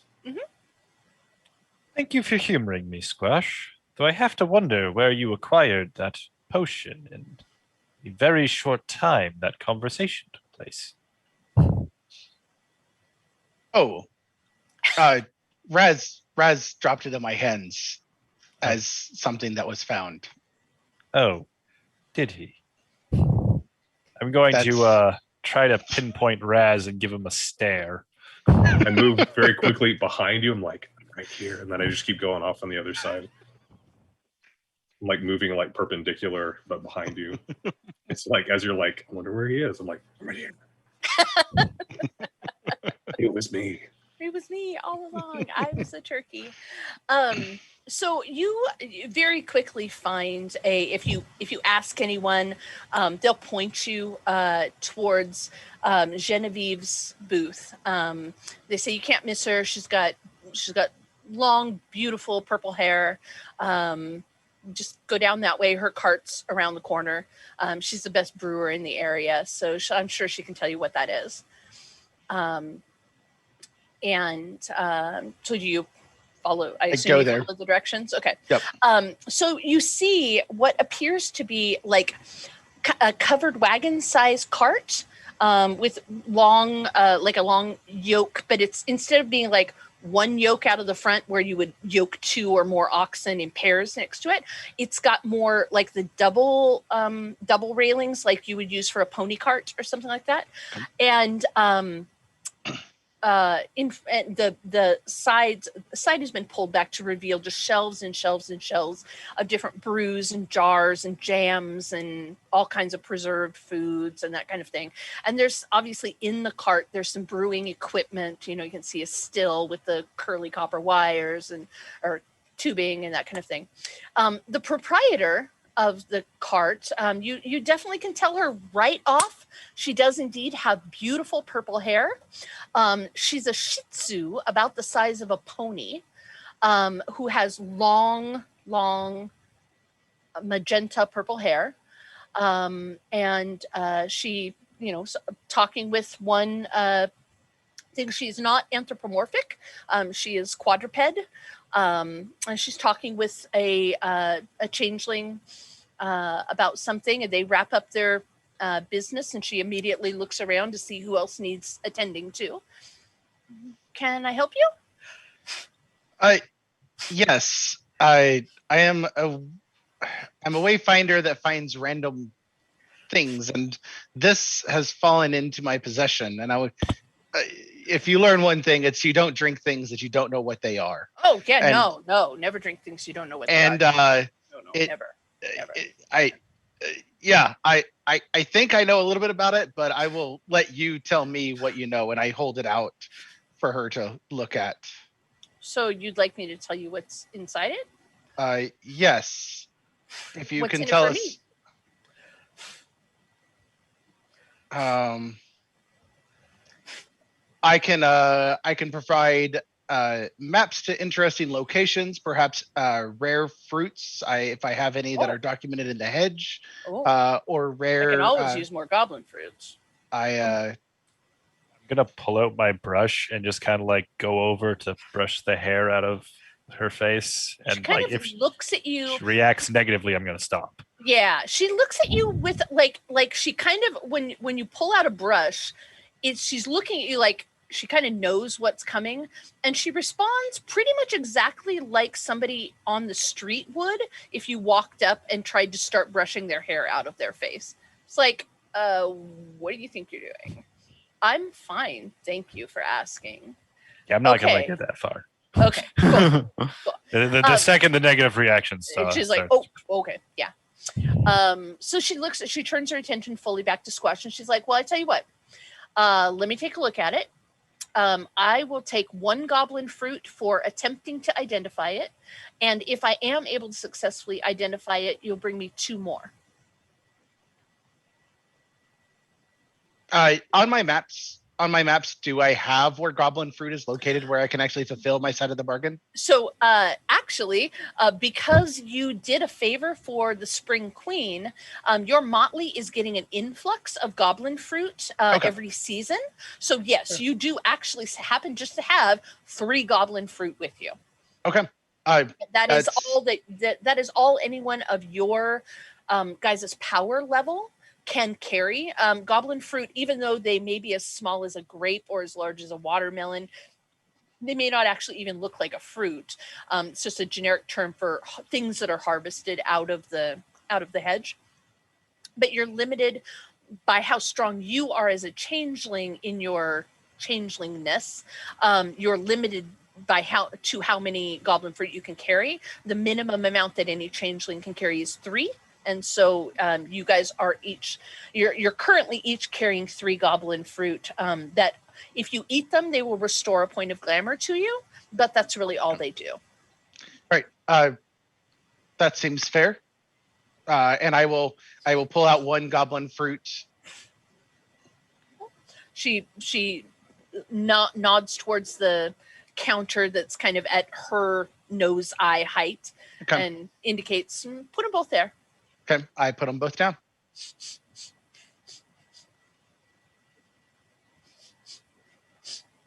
She reaches up, and she's got paws, but she's actually pretty dexterous with them, and she manages to like hold the vial in place and pop the cork a little bit.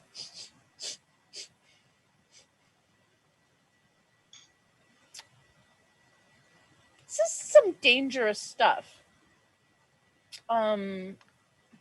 That's not good. Do you know what a Mercina is? If you would like, you, especially being as though you have done a lot of hedge investigation and that kind of thing, I'd be happy to give you guys each a intelligence and either occult or investigation. If you have a science that deals with hedge things, that kind of thing. So you're basically just kind of trying to figure out whether you've ever heard of this particular kind of goblin fruit. 2. Fantastic. So you've heard of Mercina. They are very rare. They will make you throw up. You have to like fight to keep them down if you eat one. But they're dangerous because they will drop you into a coma for like half a day that is as deep as it is so deep that even the weird, which is like the changeling force of energy that fuels all Fey things, even the weird cannot tell that you're still alive. So it will actually void lifelong pledges as if you had died.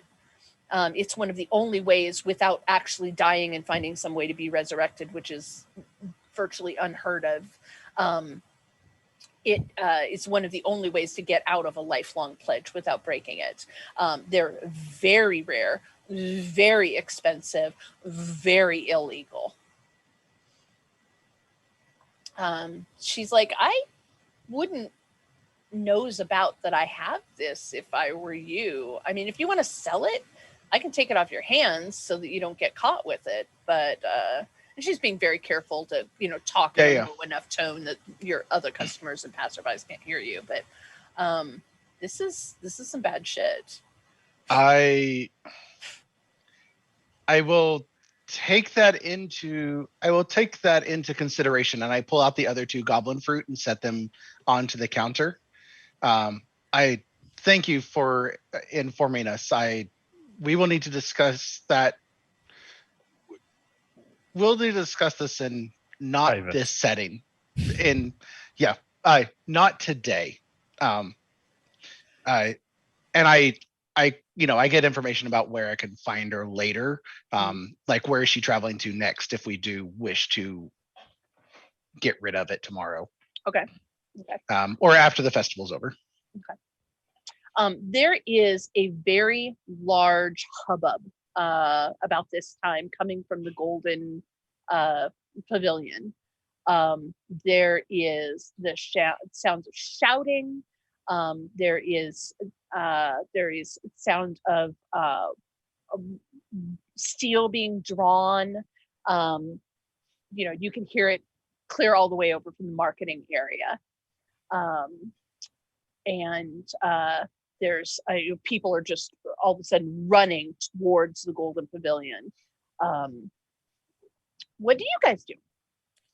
I would like to slide out of the shadows to my comrades, and to Squash, I would like to say, so remember when I said I made a big mistake?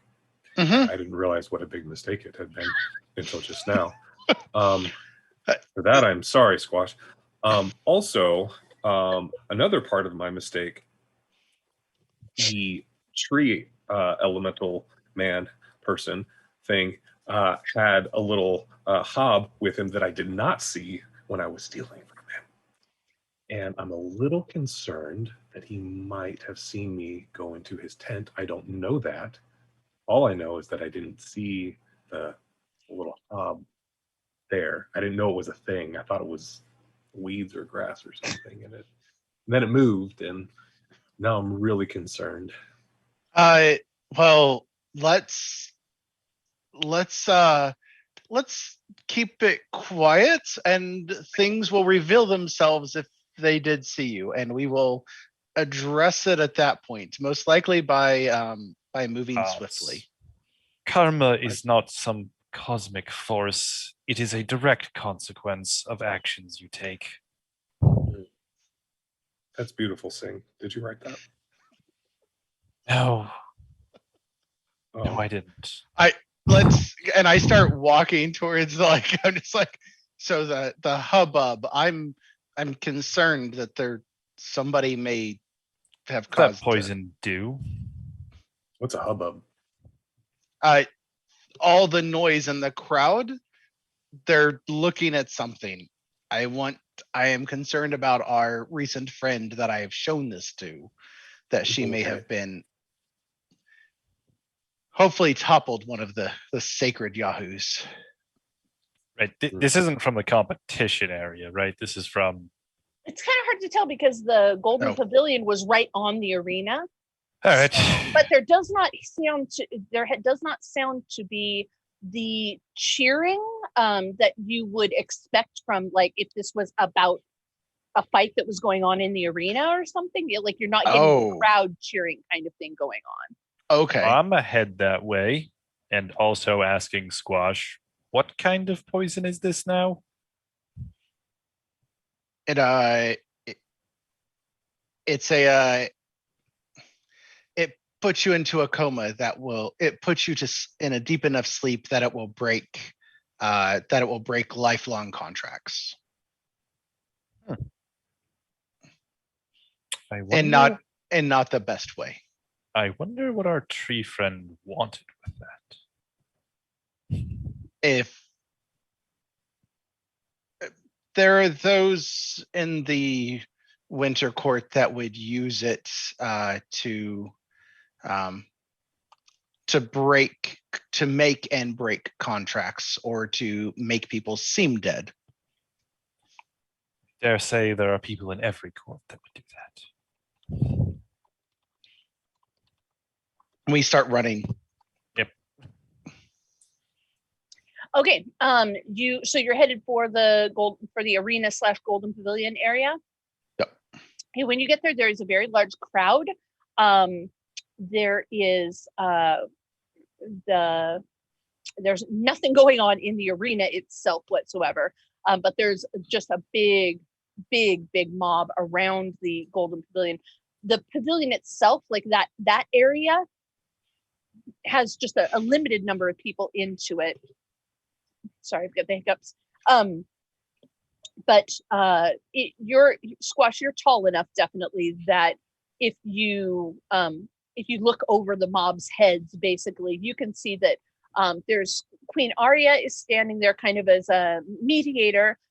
There's Roderick, the dragon-looking guy, and the Sacred Band group. There's Maximilian, the big tree, and his hob is beside him. And Brianna's in the group, and there's the group that had the bets going on. And the Queen's guards have one of the betters. He's a darkling fella. He's got his face looks like somebody just erased his facial features off of him, and what's left there is just kind of like a gray neutral theater mask, basically. You're pretty sure he's probably a mirror skin, which are the darklings that can change their appearance. And the guards have him by both shoulders. He's struggling. He's like, I didn't do anything. I don't know what you're talking about. This is some bullshit. I was just here making bets. The Maximilian is talking with Roderick, and they're like, it was here and now it's not here. And so it must have been him. He was near the pavilion. It must have been him. You know how they are. And Arya is, like calling for calm, like this, we will determine what's going on here. But, we are not a mob. That is not what we do. And so she's calling, she asks Roderick to step forward and explain what's going on. And he explains that this little shit obviously couldn't keep his hands to himself and started rifling through our people's tents and stealing things. And we're just not going to stand for that bullshit. We're here, this is our day and this is our court and our event, and what kind of bullshit hospitality, lack of hospitality is this? Lack of respect. And he's just like slathering at the mouth about, righteous indignation and that sort of thing. And Maximilian is looking very stoic. He's an elemental, so he doesn't show a huge amount of emotion. And the little hob that's beside him is just like hiding in his root/feet. He does not want to be a part of any of this hubbub. What would you guys like to do? I'm going to turn to Roz. We've adventured long enough. Do I know if Sing is an effective liar? Oh no. Perfect. Beautiful. Okay. Roz, continue. Are you prepared to resolve this issue?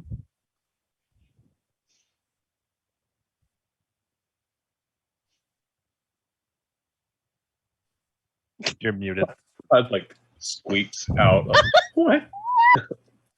Right. Just air. Just squeaks out. What do you mean? Well, it's not going to be better if you keep trying to hide it. And if they find out a month later, it'll be terrible for you. You did a wrong. Now it is time to right it. Oh no.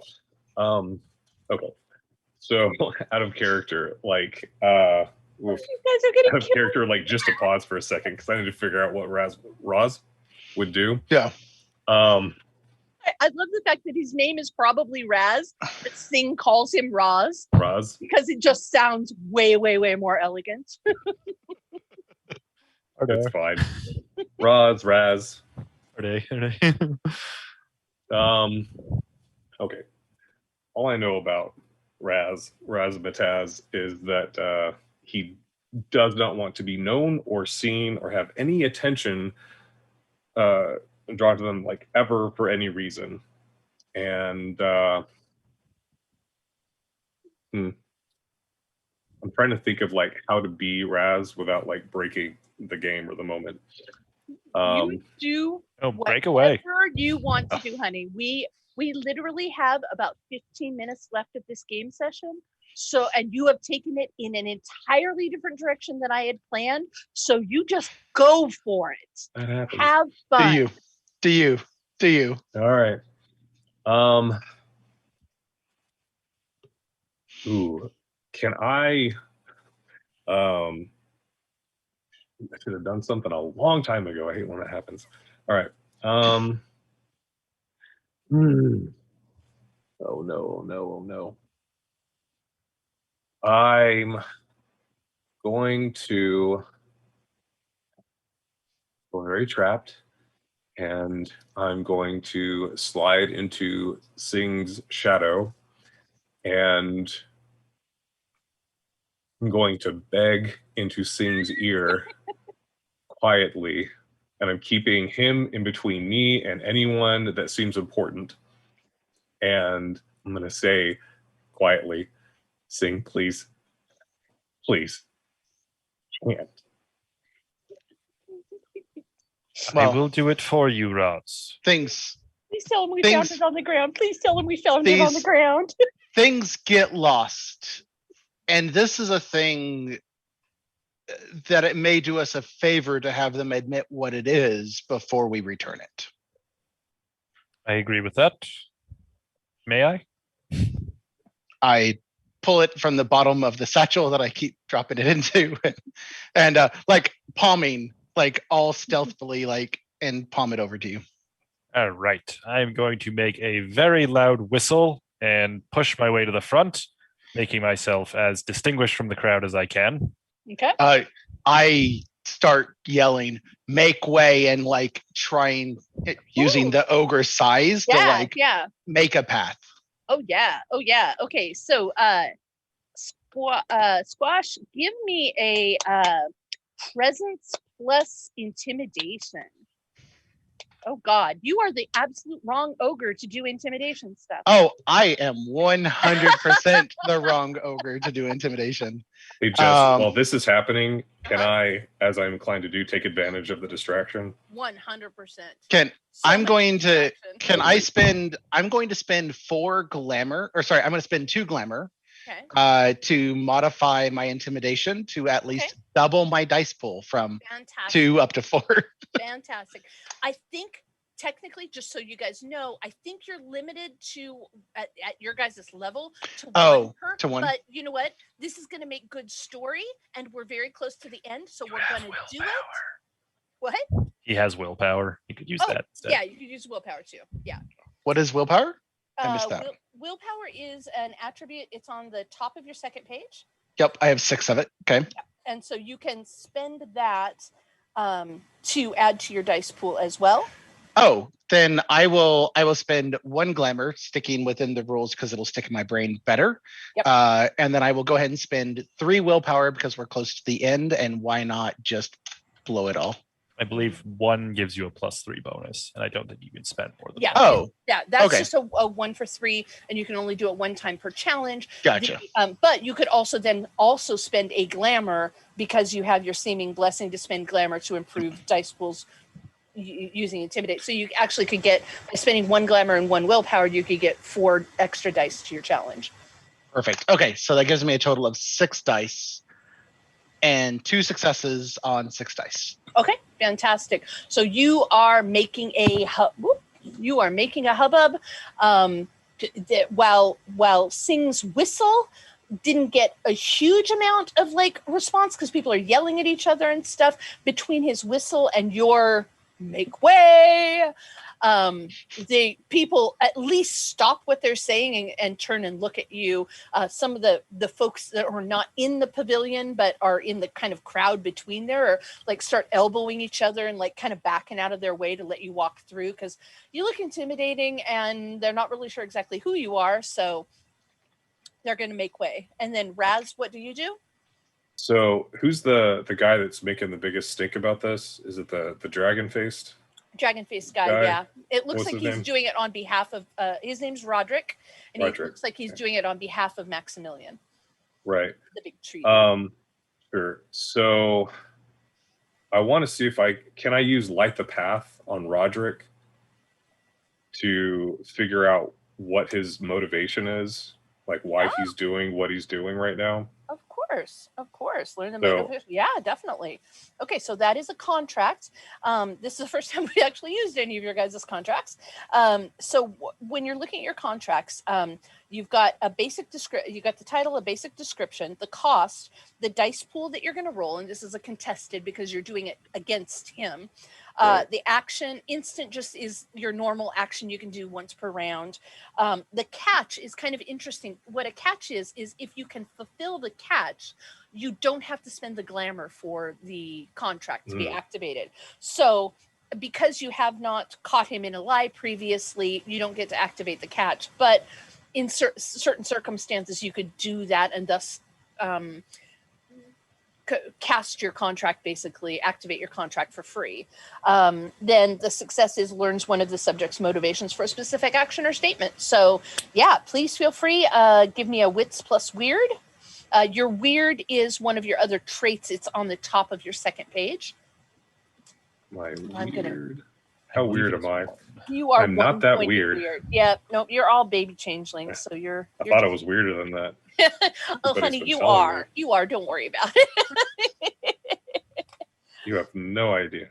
Let's see. My weird plus my composure. Where's my composure? Ooh, my composure is 1. Can I pump this up any somehow? Yes, you can. Weird. Let's see. So You're this playing is okay. Raz. This is Wits plus Weird. Let me check your stats here. You could Not spend those. one So of the your two glamour? willpower. You could spend one of your willpower to get +2, right? Okay. 3. Oh, plus Right. 3. Okay. Dylan, am I You do it right on- on that? Yeah, but I don't think you can do Oh, it for on not your contracts. magic Not for abilities. context. Yep. Can I use my okay, I don't know if I can string these together. So if I can't so my Kith talent says I can spend 1 point of glamour to add weird. No, that's for speed. Never mind. Speed or initiative. Yeah, I checked it Yeah, over. I don't not- think anything Not that applicable. Sorry. you've got. So So I guess I've got 2. luckily he's not very composed either because he's kind of a hothead as a dragon. So, and he got a 1 and a 3. So get me 1 success and you beat him. I'm an air elemental. Right, Well, blowing on your dice. I noticed that. Oh, No successes? no Okay. dice. Oh, that's okay. So it's just a push. He doesn't realize that you've done it. Okay. You didn't get any information. And he's like, I just cannot believe that someone would break into one of our sacred bands and heroes of this Freehold's personal space and rifle through their goods like a common thief. So he's making at least his overt motivation pretty clear, although you can't really tell whether that's actually where he's coming from or not. All right. Have I breached the crowd now? Yes, you have breached the crowd and you are at the edge where you're getting ready to walk right into the center of the pavilion. Okay. Remember that this is highly illegal. I do remember that. So I'm going to, as we're going through the crowd, shift my dagger into my left hand, concealed in the backside, not hiding it, but not showing it either. Sure. And do the Not same thing. brandishing it. I'm going to conceal in my right hand that potion, ready to unload out of my sleeve. Okay. I'm just going to come forward. Roderick, there is no need for theatrics. Simply tell us what was stolen. He looks up at Maximilian. He's like, what all they take? And Maximilian's like, stuff, my things. That is quite vague. Are you sure anything was stolen? Perhaps you simply misplaced it. I did not. Are you calling me a liar? I have misplaced plenty of things. That wouldn't make you a liar. Your faults are not mine. Oh, well, if you know what's missing and you're blaming this, you're blaming this sorry, name again, the shade. Oh, Darkling. the Darkling? The Darkling, thank you. And you're blaming this Darkling, then could we not search the Darkling for it? But we need to know what we're looking for. The Roderick looks at Arya and says, Your Majesty, are you going to allow this farce to happen in the middle of your court? And Arya's like, well, they do have a point. What was stolen, Maximilian? And Maximilian starts like kind of hemming and hawing. He's like, well, there was a bottle. And it had a cork, had some stuff in it. I don't know. I just found it, but it was pretty, so I kept it. And some gold. And yeah,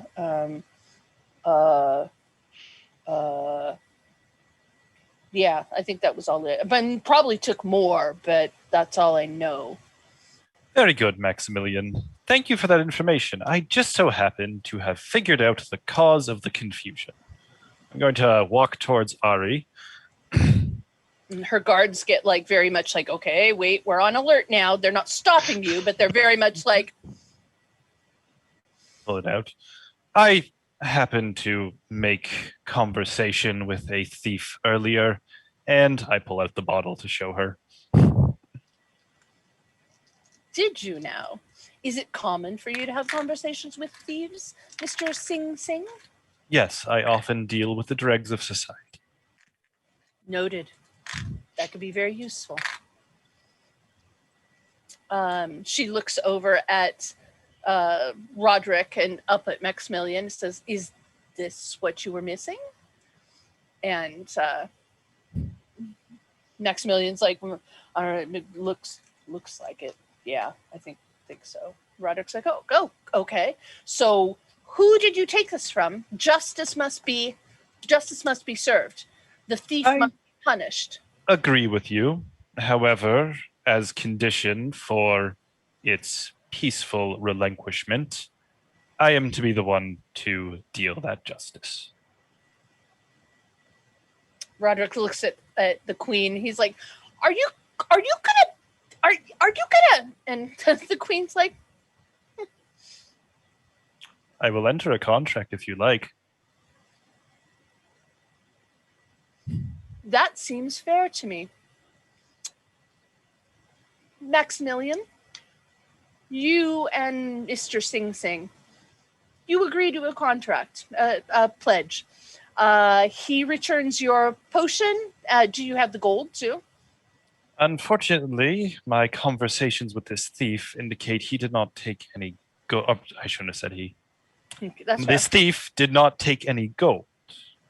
Unfortunately, if that was stolen, it may have been by another thief or potentially misplaced. Arya looks up at Maximilian. If you've ever seen, like, if you can imagine an oak tree looking sheepish, like his shoulders kind of, instead of being these majestic branches, are kind of like, well, I mean, I guess the gold wasn't all that important. And Arya's like, okay, so you pledge, you return his whatever it is. You promise that you will enact suitable punishment for this theft on the thief and keep me from having to deal with it. And we call it a day and go on with the tournament. Acceptable, gentlemen? So, what suitable punishment means for the contract? She didn't describe it. Perfect. My own view of suitable punishment. Charity. 20 bowls of lukewarm oatmeal. And as they hand that back over, Squash kind of looks at Maximilian and says, you should probably give that to the guards for disposal. It is an illegal drug. The queen's eyebrows go up to here. Is it now? What exactly? She holds out her hand to interfere with Sing giving it back to Maximilian. What exactly are we talking about here? Well, the sparkles, are they maroon or are they black? Because that distinguishes what it does. She kind of leans over into a sunbeam and holds the bottle into the sunbeam where it makes it very, very evident that they are just black as night sparkles. They appear black to me. Then that would mean, and I repeat an abbreviated version of what Genevieve said it was.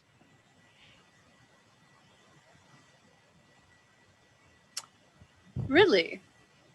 Maximilian, you're bringing this into my court? And he's like, well, I mean, I didn't know what it was. I just found it, and it was pretty, and I just didn't. I wouldn't. I wouldn't do anything to hurt you, Your Majesty. You have my undying loyalty. You know that, right? And Arya's just like, I think perhaps I'll hold on to this. I understand that might make it difficult for you to complete your pledge because this will not be going where it needs to go. So perhaps... No worries, Maximilian. My word is as good as any contract. I see. She hands the bottle of Mercina potion to one of her guards and says, put that somewhere safe. And looks at Maximilian and says, you are dismissed. And he gets ready to go, like he's going out to the, the tournament field. And she calls him back and says, no, you are dismissed. You may compete in next year's competitions. And he like looks like he's gonna complain, and Roderick's like, and she just silences them and says, would you like to join him, Roderick? And Roderick's is like, no, Your Majesty, and goes back to the golden band groups where they all start like talking really like animatedly between them. But she literally, like, they do not even exist to her anymore, and she turns her attention to the three of you. I can tell that Raz none of with you us? are. Oh, is Raz around? Is he visible? He's kind of like sliding out. Okay. I appreciate your service today. I don't know exactly what was intended with that, but it was likely something disruptive. You have my gratitude. And she takes one of the golden ribbons out of her hair and twists it into a braid, so it's in like 3 parts, and clips it with her golden fingernails. And she holds it out so that there is a small piece of ribbon for each one of you. Within my next reign, within the next season, if there is some small favor that I might serve to the members of your motley, please feel welcome to ask. And then she turns her attention back to the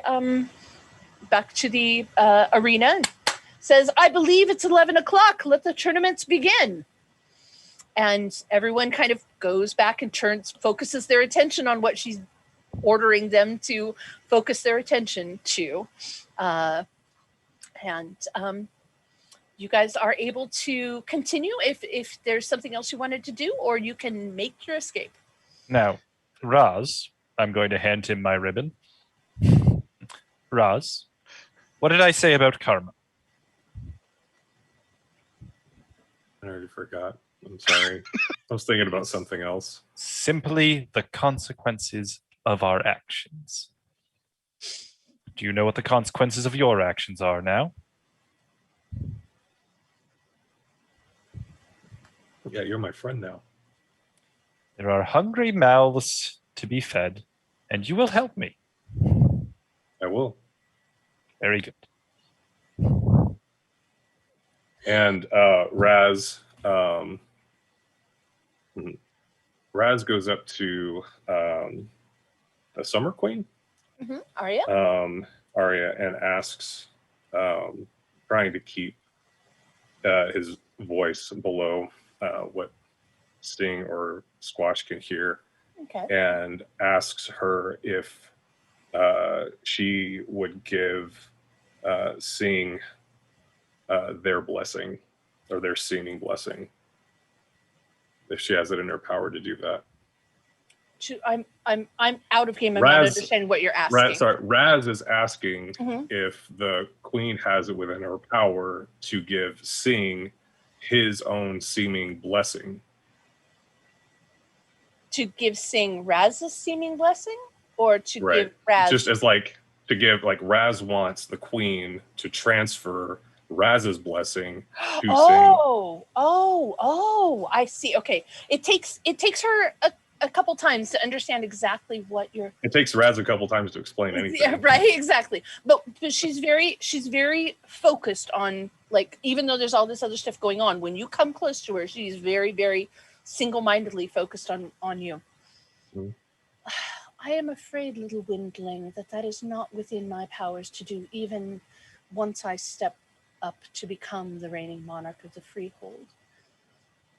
But that individual should recognize that he is very blessed to have one such as you, who is so kind and generous to him.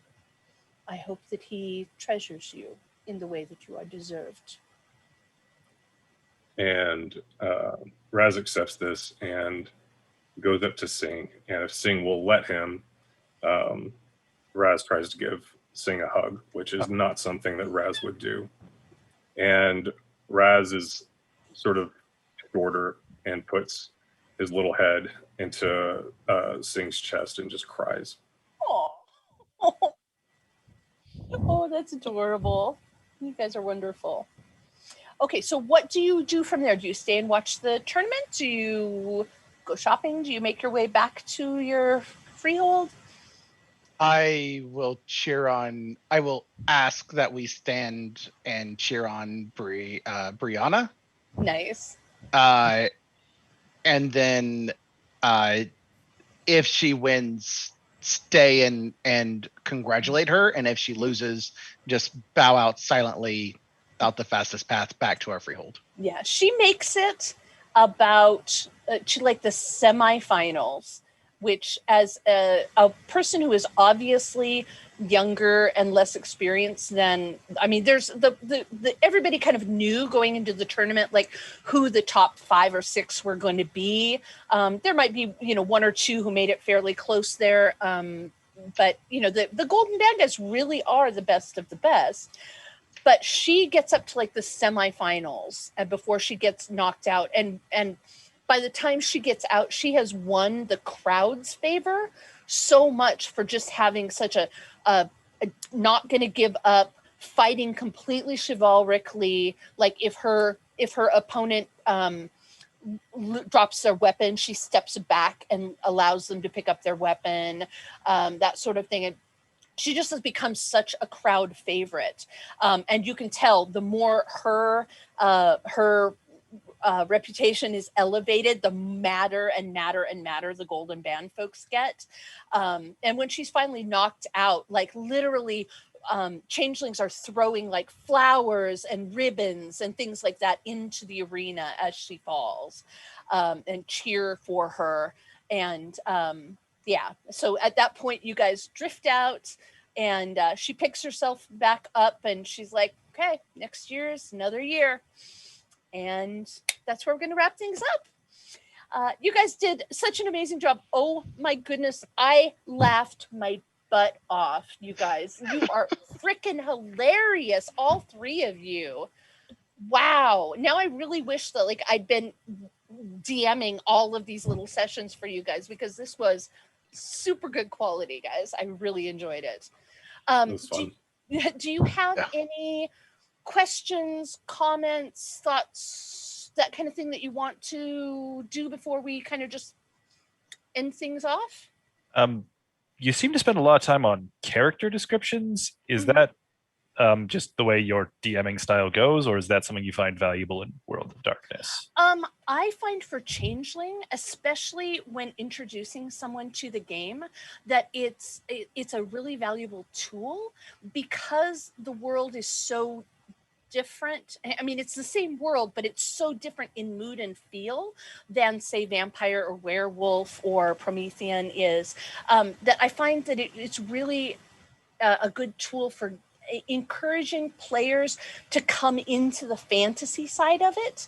Most of what we dealt with today, because it was the kind of event that it was very like raucous and upbeat, but also it's really, really helpful for creating like super creepy settings, which is very much part of Changeling, or very scary settings, or romantic, heartfelt, tugging kind of scenarios. It's one of the best tools that I've found for doing that. And I prefer, especially in this scenario, to do it verbally as opposed to with a picture, just for ease of organizing. If I was doing this at a table, I might be much more reliant on just having like a portfolio of NPCs and saying, okay, this is Genevieve. Here's the other character, Gotcha. by her for size. And admittedly, doing stuff like this on screen, I get a little nervous and tend to run my mouth a little bit more than necessarily is probably prime. So for that, I apologize. No, I think No. that's hard to not do, I think. Yeah, I was going to say it really gives that flavor of the thing about Changeling that I've noticing is that those character descriptions help give the idea of you have a lot of flexibility in the descriptions of everything, which I imagine that as we're dealing with clients, as we're working with clients, that allowing them that sort of freedom of self-expression. If you set that example of self-expression, it helps free the clients to also have that sort of self-expression on things that are not, that aren't real in our space, right? And can open up then their ability to do that more in real life settings too. One of the things I've watched part of the videos that you guys go through in your Geek Therapeutics session, and one of the first videos that Dr. Megan put out, where she was talking about how important it is for mental health professionals to be able to play and actively model being silly for their clients, is something I really take to heart as a DM. I want to encourage all of the players at my table to immerse themselves as much as they possibly want to in their characters and feel supported and enabled to do that. So that's why I try to put a real big focus on making sure that all of my different characters that they're interacting with are as ludicrous as they could possibly want to be, so that way I can be the silliest one at the table if they're not comfortable, but they know that like I've already blazed that path for them. Awesome. I was wondering if you could explain what sort of improvisation you did during this session, because I'm guessing we threw you off in a few places. Okay, yeah, definitely. So the plot was supposed to be about the tournament, and Maximilian's Hob was going to use a dart gun basically to dart Brianna during a fight, and basically have everybody think that she had been killed because she had been rejecting the golden the sacred band, and then the plot was supposed to be about tracking the Hob through the market and through the hedge and investigating and finding out what he'd used and that kind of thing. But you guys got so into some of the other stuff, and then you stole the bottle before he could do it. So I was like, okay, well, I guess this is just gonna go in a different direction now. Luckily, Genevieve, the Shih Tzu, is an NPC that had already been like encountered in a previous cohort. So I had, when you guys were asking about brews, I'm like, oh, thank goodness I'd already made a brewer here. I know I can just drop her right in. Awesome. Yeah, so that's, I did not anticipate that was going to happen, but it was perfect. I'm guessing when Patrick said he wanted to go and steal, that was when you were doing the quick GM thinking. Yeah, I'm like, okay, well, what's he gonna take? Like, I originally had thought that my intention had been that the bottle would be in the box, but then I was like, he's been poking around and he deserves to have something fun, so here, it just happened to be in that bag instead. So yeah, I just kind of ran with it. We also, one of the things, because these sessions are so finite on time, I try to keep an eye on the clock and make certain that, like, by 7 o'clock, when we're halfway in, that if we're not coming up on what will be the final scene, I need to either change what the final scene is going to be or remove some of the barriers to that final scene, because otherwise, we would still be playing at 10 o'clock at night. So it's been very challenging to learn how to both run a game and teach people about Changeling along the way within a very, very finite, small time period. But you guys all did so good, so well. Sorry. You're really good at like controlling it. I mean, you kind of like mentioned it, or like sort of like half in character, or I don't remember. I think like make note of like the time, and then like you really did like get us to the finish line at that point. I was like, I noticed that. Yeah, I'm like, that was all that out. Like, fantastic. that was pretty good. That was really Thank you. Thank you. Yeah, I definitely, the first couple times that I did this, we ran to like 8:30, 8:45, but I recognize that people, you know, I'm on the West Coast, so I could keep playing for another 3 hours. It's still daylight here, but we had a gentleman in one of the first cohorts who was from Norway, and it was, you know, it was like the next morning for him, if I'm remembering the time schedules right. So definitely something to keep in mind. You know, and it's something also that, you know, with you guys, you know, you're running sessions on a client session. So, you know, you may have 50 minutes or whatever your, you know, your blocks are. So it's definitely a skill to think about. And it's just something that you know, gets better with practice, at least in my experience. I've gotten better at it over the course of the different sessions that I've been running for different cohorts. So, but thank you. And speaking of which, it's like 8:20, so we should probably wrap up so that our genies behind the technical stuff can call it a night. Thank you guys very much. I'm Jess Hartley. I'm Jess Hartley on pretty much all social media. If at any point in the future you have any questions about Changeling or World of Darkness stuff or writing for the gaming industry or anything like that, please feel free to come to me. My office door is open at all times. Okay. Awesome. Thanks. Thank you Take so care, much, guys. Jess. It was a Jess. blast. It was so much fun. Good night. All right. Good night. Good night.